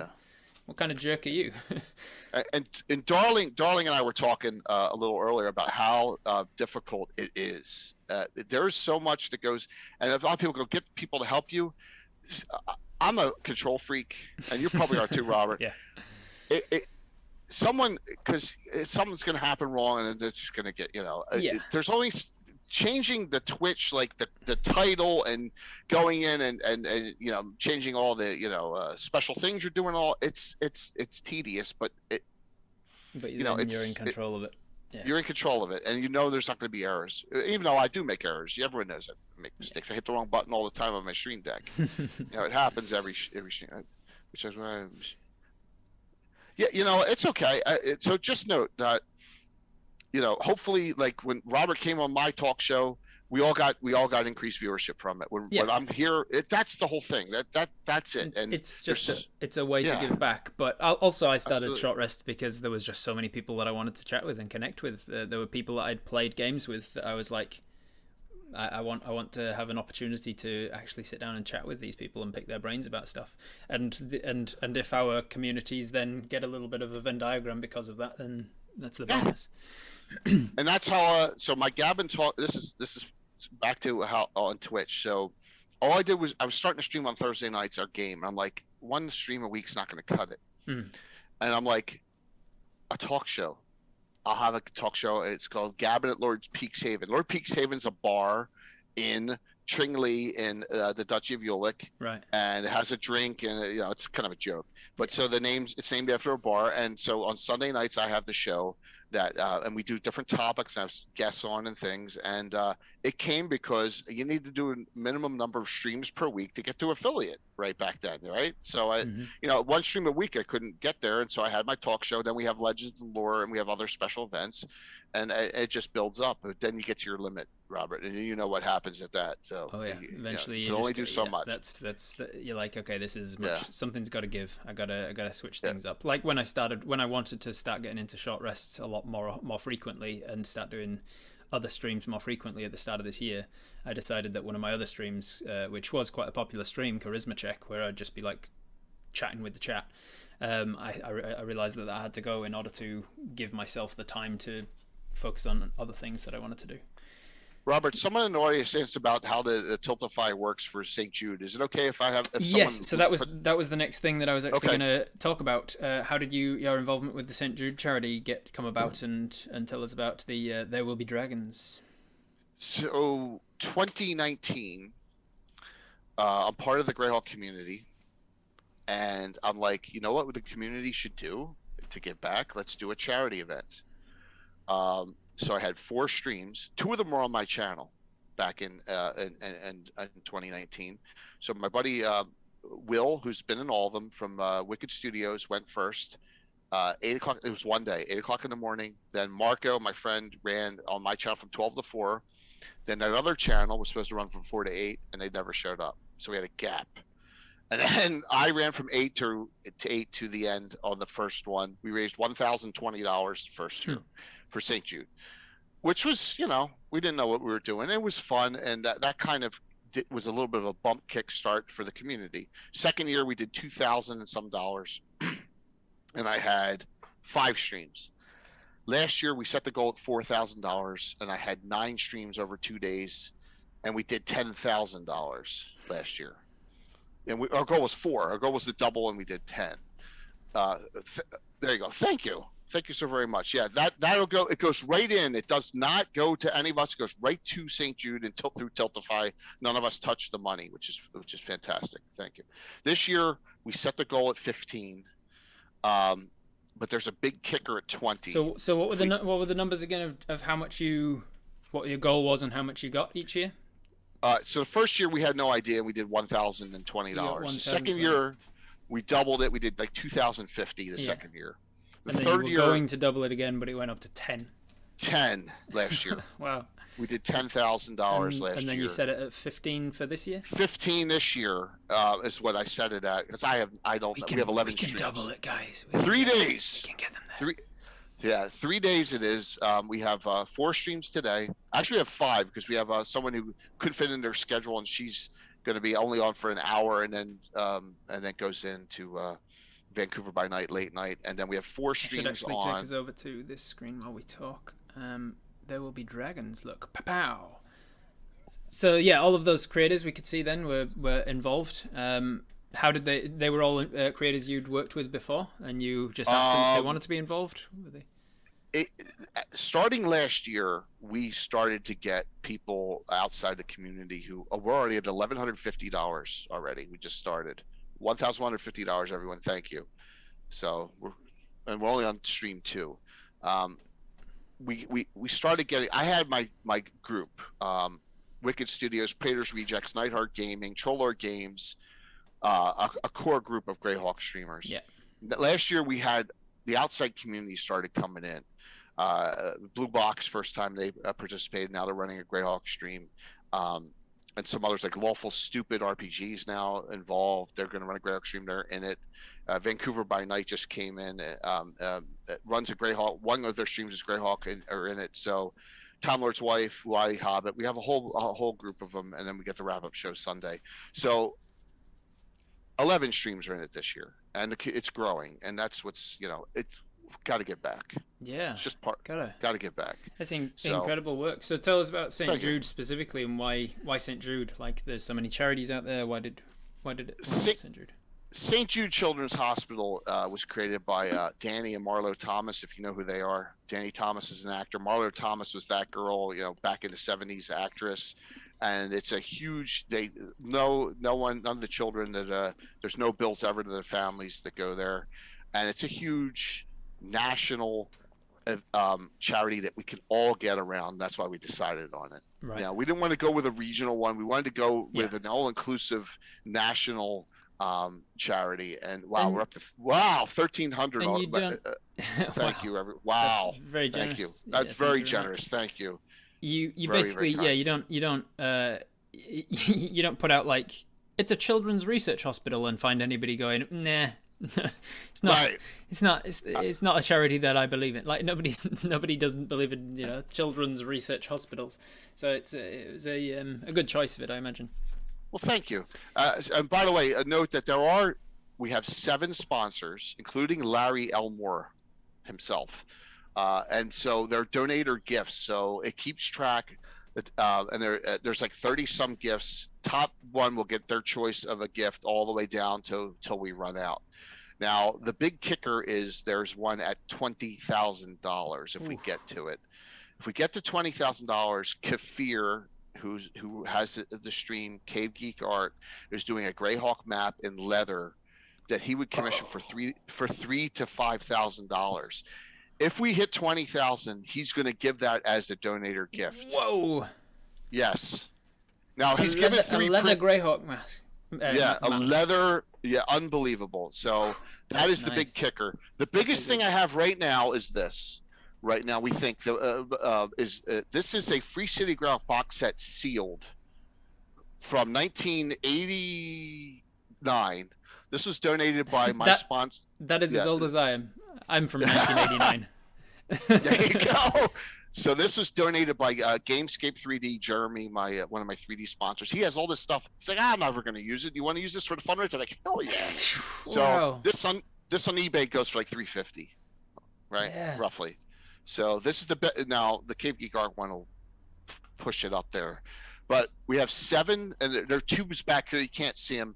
I have 7 signed, minimum size 34 by 20 Larry Elmore prints of dragons of all different 7 different Yeah, I saw them. I icon. saw them the other day in your stream with Yeah, all the different he types of dragons, right? The different. he donated 7 of them. Yeah, they've So all got fascinating names that like represent what's happening in the scene, like of the dragon being like strung up or the dragon taking over, and yeah. So the community's been very generous, and I figured I'll raise it by 50% and see what happens and see where we get to. It would be really fantastic to see, and it's just a bonding thing for the whole community. Everyone, you feel good by giving back, you know. PsyQ says if I hadn't removed my plastic covering, I'd be worth more as well. Yeah, exactly. From 1989. It's a lot of that. I mean, it's crazy how much everyone knows that the box sets are old box sets of any system are impossible to get. Yeah. Right on eBay. It's just because they're all scarfed up. Or Yeah. a Deities and Demigods first print goes for like $500 now, which is insane. Yeah. You know, for those old things. But 87 is when you were born. I graduated high school in 1985, so there you go. Yes, so You graduated definitely high school. fun. Well, thank you for letting me for that shout out for the charity and the fundraiser. No, it's a I really huge appreciate deal. it. I think it's admirable that you put so much work Thank into you. giving back. And if you need anyone next year for running another stream, if you want to expand even further, definitely feel free to reach out. That would be I'll wonderful. Run a Twitch Tales one shot for That anyone. would be fantastic. Well, we do have this. We have a second one we do in July. It's called the Bad Adventure Fundraiser, or the Not Great Adventure Fundraiser, where this was Eric Mona, the director from Paizo, who, by the way, is playing in my game tomorrow night. Just a great guy.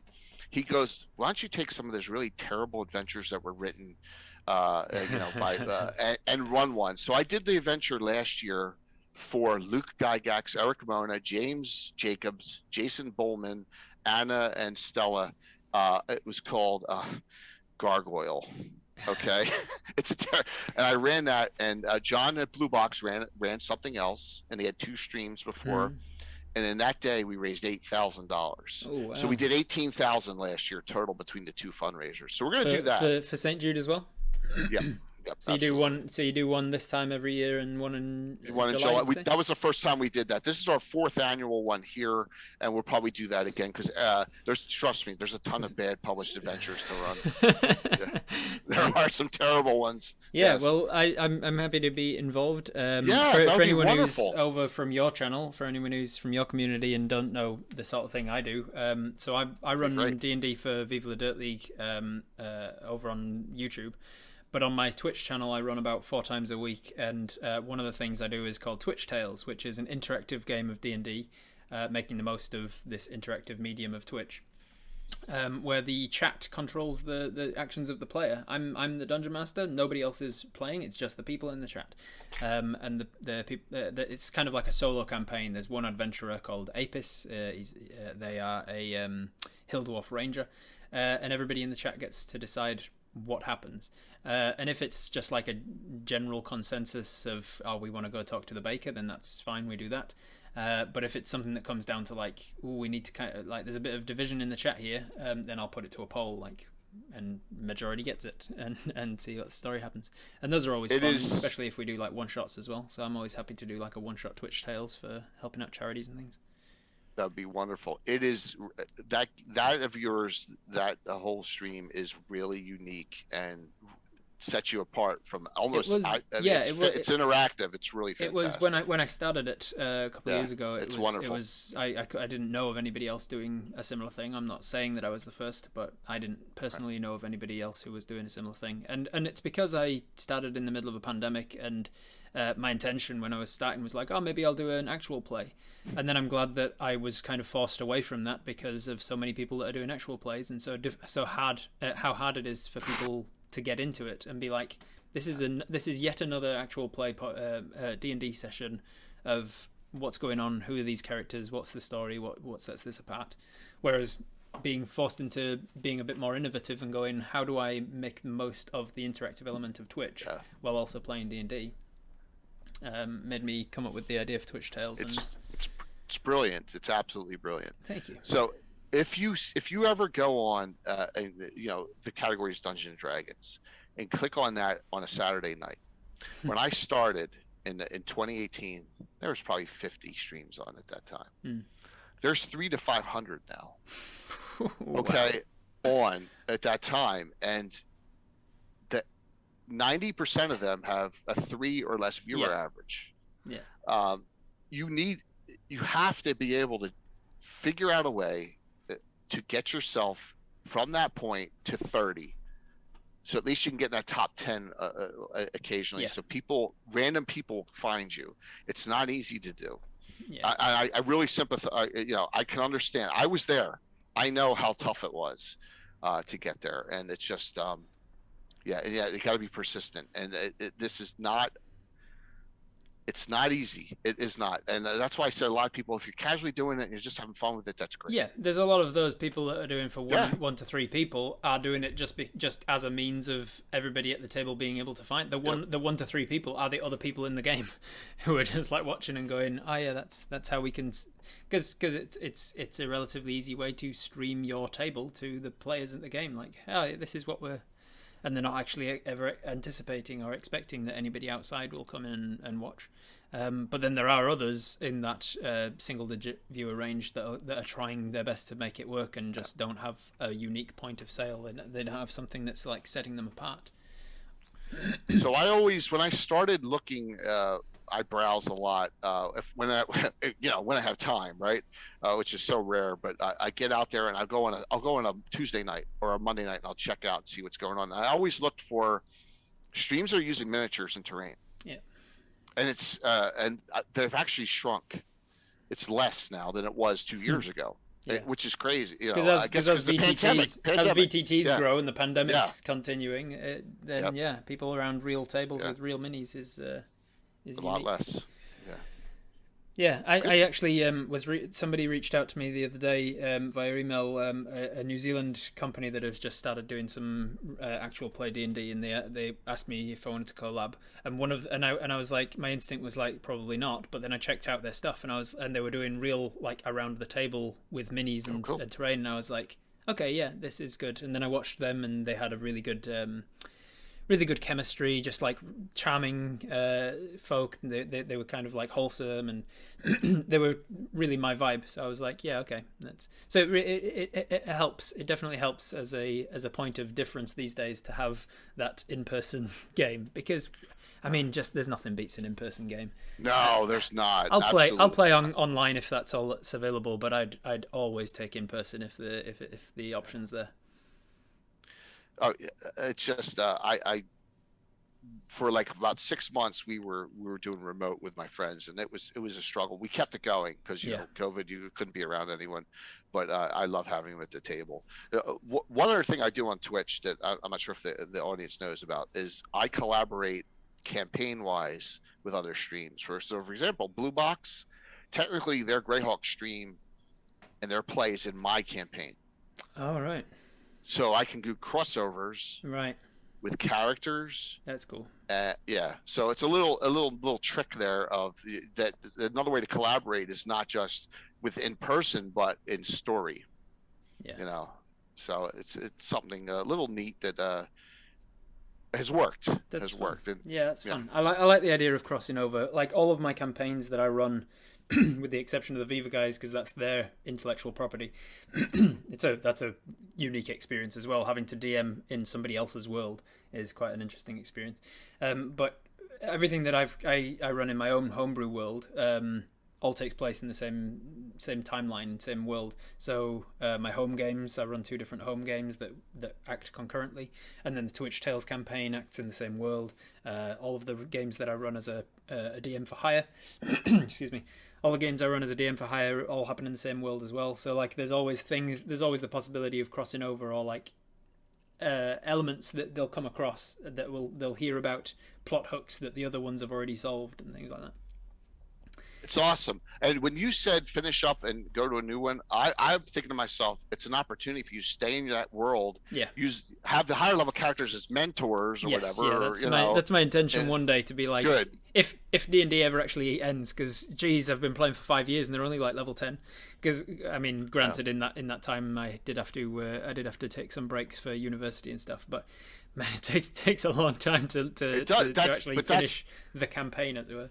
That's the way D&D was meant to be played. Yeah, it takes a long ongoing play out this guy's character, this backstory of this character you're playing, and see what happens in this. There are no 20th level characters in my campaign running around their PCs. There aren't any. Like most 13th level in old school is right when those characters get to the point where they're ultra powerful and retire. Yeah. I mean, straight level halfling thief. I think we have one at 16th or 17th. Most of the characters though, 13th levels about where they go in and they go off and are overseers or definitely. Just had another raid from Moose the Knave. Thank you very much for the raid.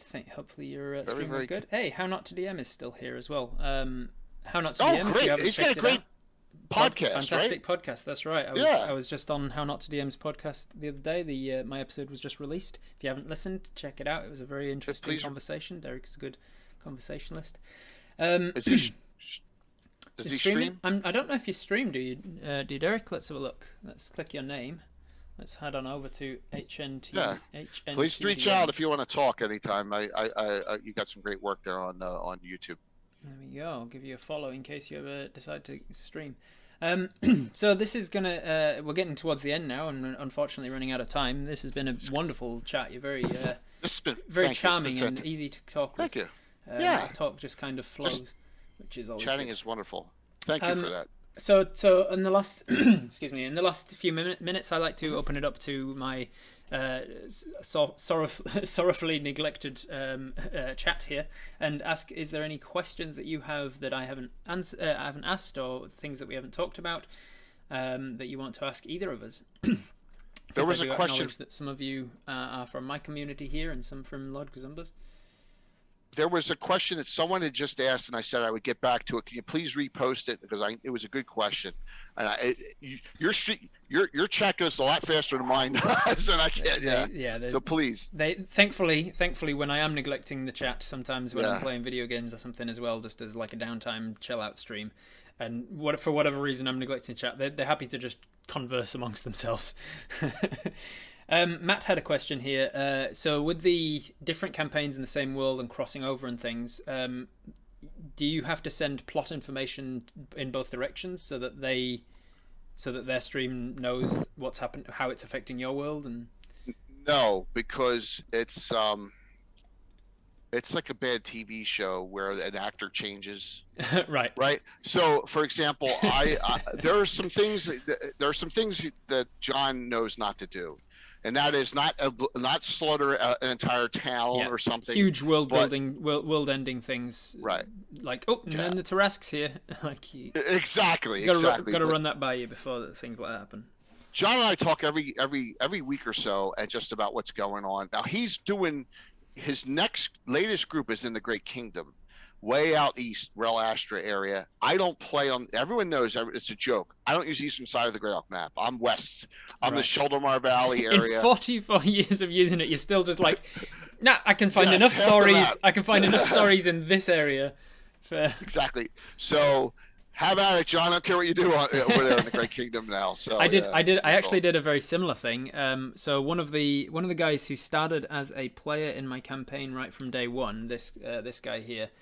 Seed is his name. He had a raised by wolves kind of backstory. He was a lone elf in an abandoned village, barely spoke any common. And then for whatever reason, our schedules didn't work and whatnot, and he went off. It kind of became almost an NPC. But then he once ran a game for me to play in as a one-shot set in my own world, and he's like, is there anywhere that's kind of like this? And he was talking like Aztecs, Incas and stuff, and I was like, there is kind of that area. It's way over the other side of the world in this location. I gave him the name of the country, the surrounding countries, and that's about it. And after that one-shot, it was a lot of fun, and then he goes, would you mind if I like expand on that and use that as my setting for my game? Oh, that's like, awesome. Do it, mate. You do it. Perfect. So technically he's running like a parallel universe version of an area of my world. And it's like I'm none of my campaigns have ever gotten there yet. I have no intention of them going globe-trotting yet, because none of them have like teleport. So yeah, you go for it. You run a game in my world. Now that's and I've opened that up to other streamers as well. Yeah, so there you go. Maw Deep said, how DMing has changed your style. All right. So if you know anything about Twitch, I don't want this to sound like a downer, Robert. We're all one phrase or word away from a permanent ban, right? Yeah. If someone says something stupid, yeah, all right, and that has that has changed tremendously. We've had people. I've said to them, you can't. There's certain things you cannot say. Right. You know, you shouldn't say. You shouldn't say anyway in polite conversation, but right. Yeah, you never know if somebody's gonna. Yeah, especially when you're playing with Australians. Right, and and so there's ways to act on camera that has completely, and that's okay. It's a good thing for it to happen with us. And Anna Myers always said to me, if someone slips up and says something that could be deemed offensive, you stop what you're doing right then and there, and you immediately say, "We apologize, sorry, we'll attempt to do better." Yeah. You don't let it fester. So that's number one thing, is that you have to be aware of your audience, and you can't just act like you can't just act like a jerk, because you want to, and that's why I really look at who I bring in my games first. The talk shows are one thing, because you get personalities on talk shows, you expect that, but in my games, I really look at who I bring into my games. The games reflect on you in a way that the talk shows don't. Yeah.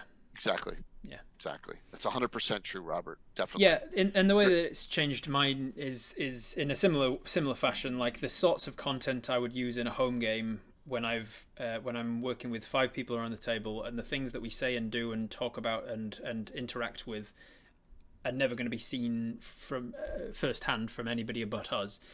It means that I can use the sort of content that I know that they are comfortable with, and I can go up to but not over the lines that they have drawn with me in session 0 and on the consenting gaming forms and stuff that I use.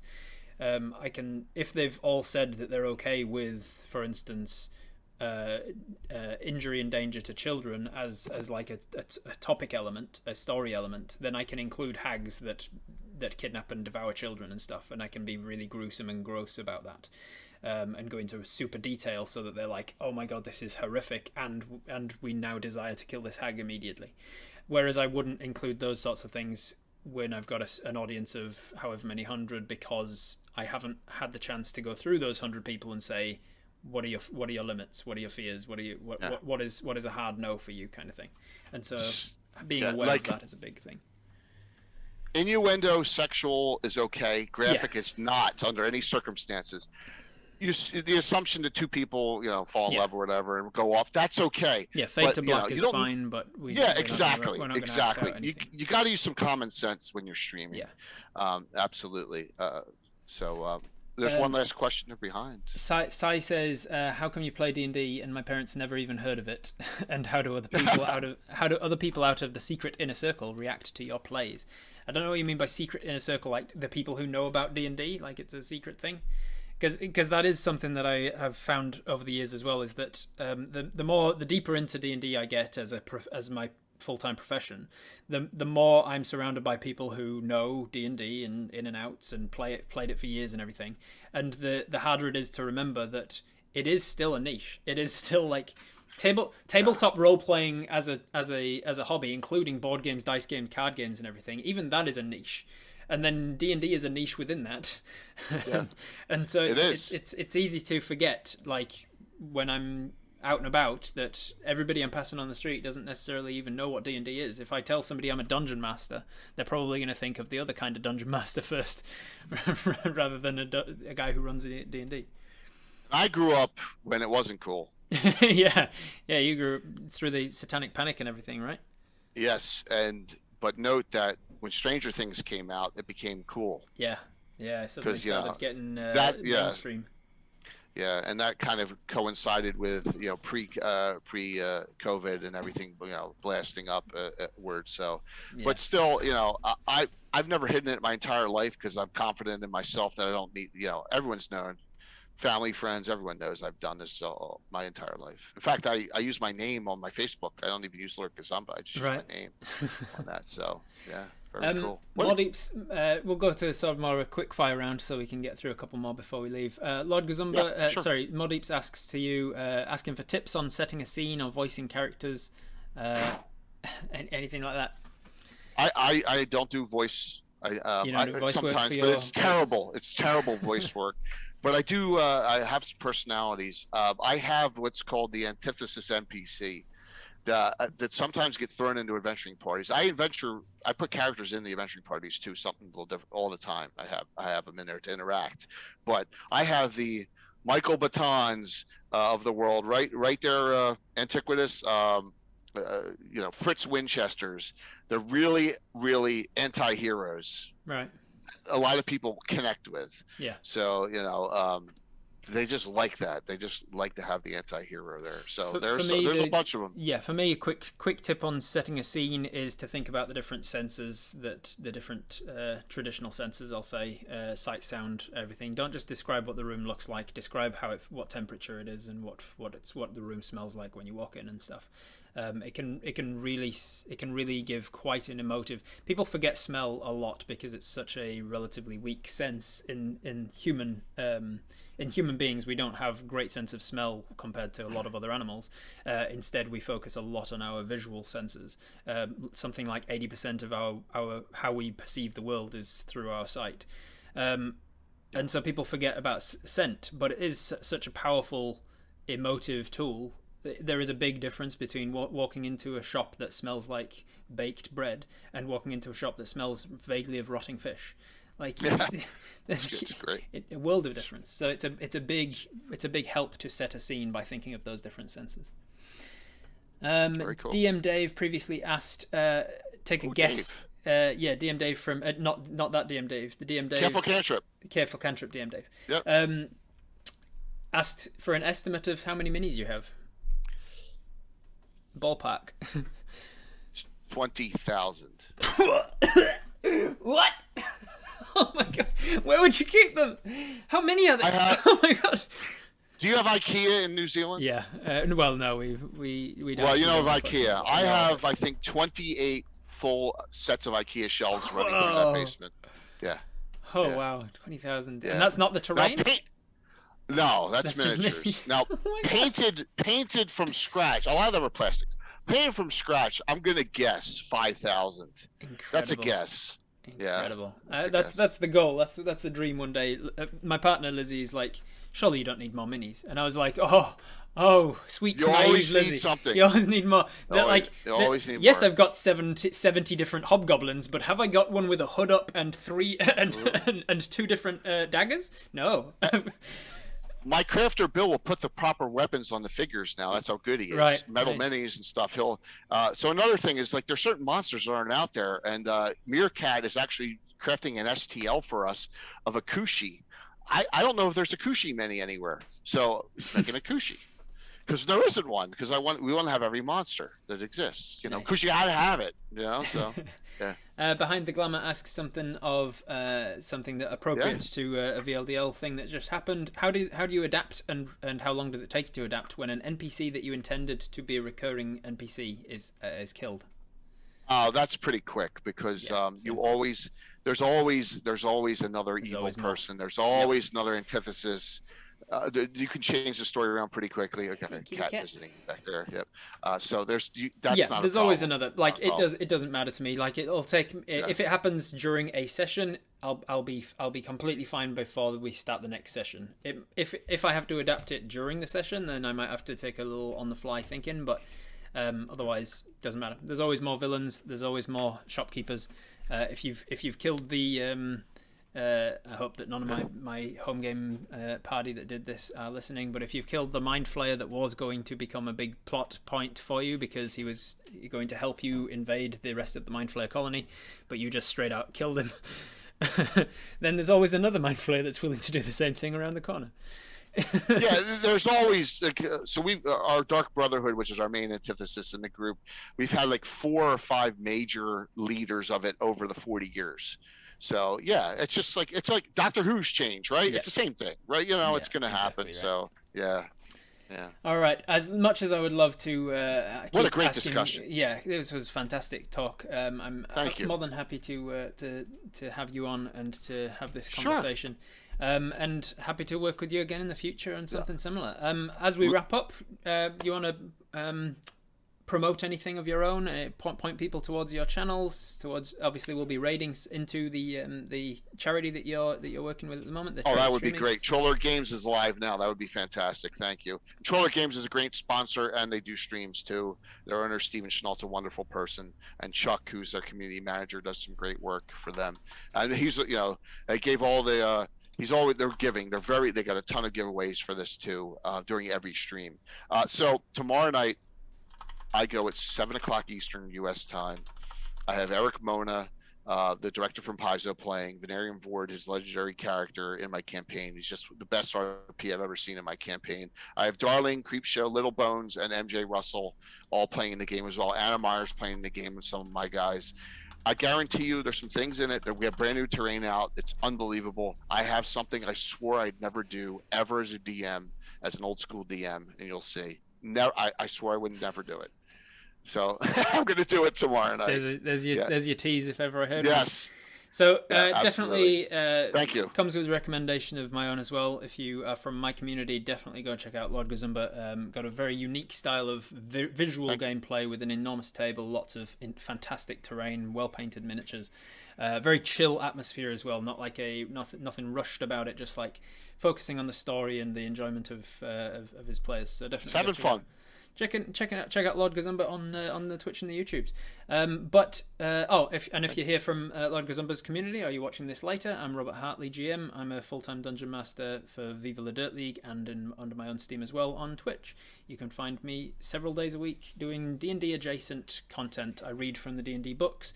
I sort of give a director's commentary sort of stream behind the scenes of the latest episode of the Viva La Dirt League, telling you some tips and tricks and insights and secrets about that campaign. And then as I've said before, I run an interactive game called Twitch Tales as well.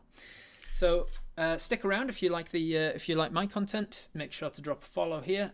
If you like Lord Gosumba, go over there and hit follow. But please, thank you. For now, stick around for the raid and give generously to St. Jude's Children's Hospital. See if we can get up to that $20,000 awesome. leather map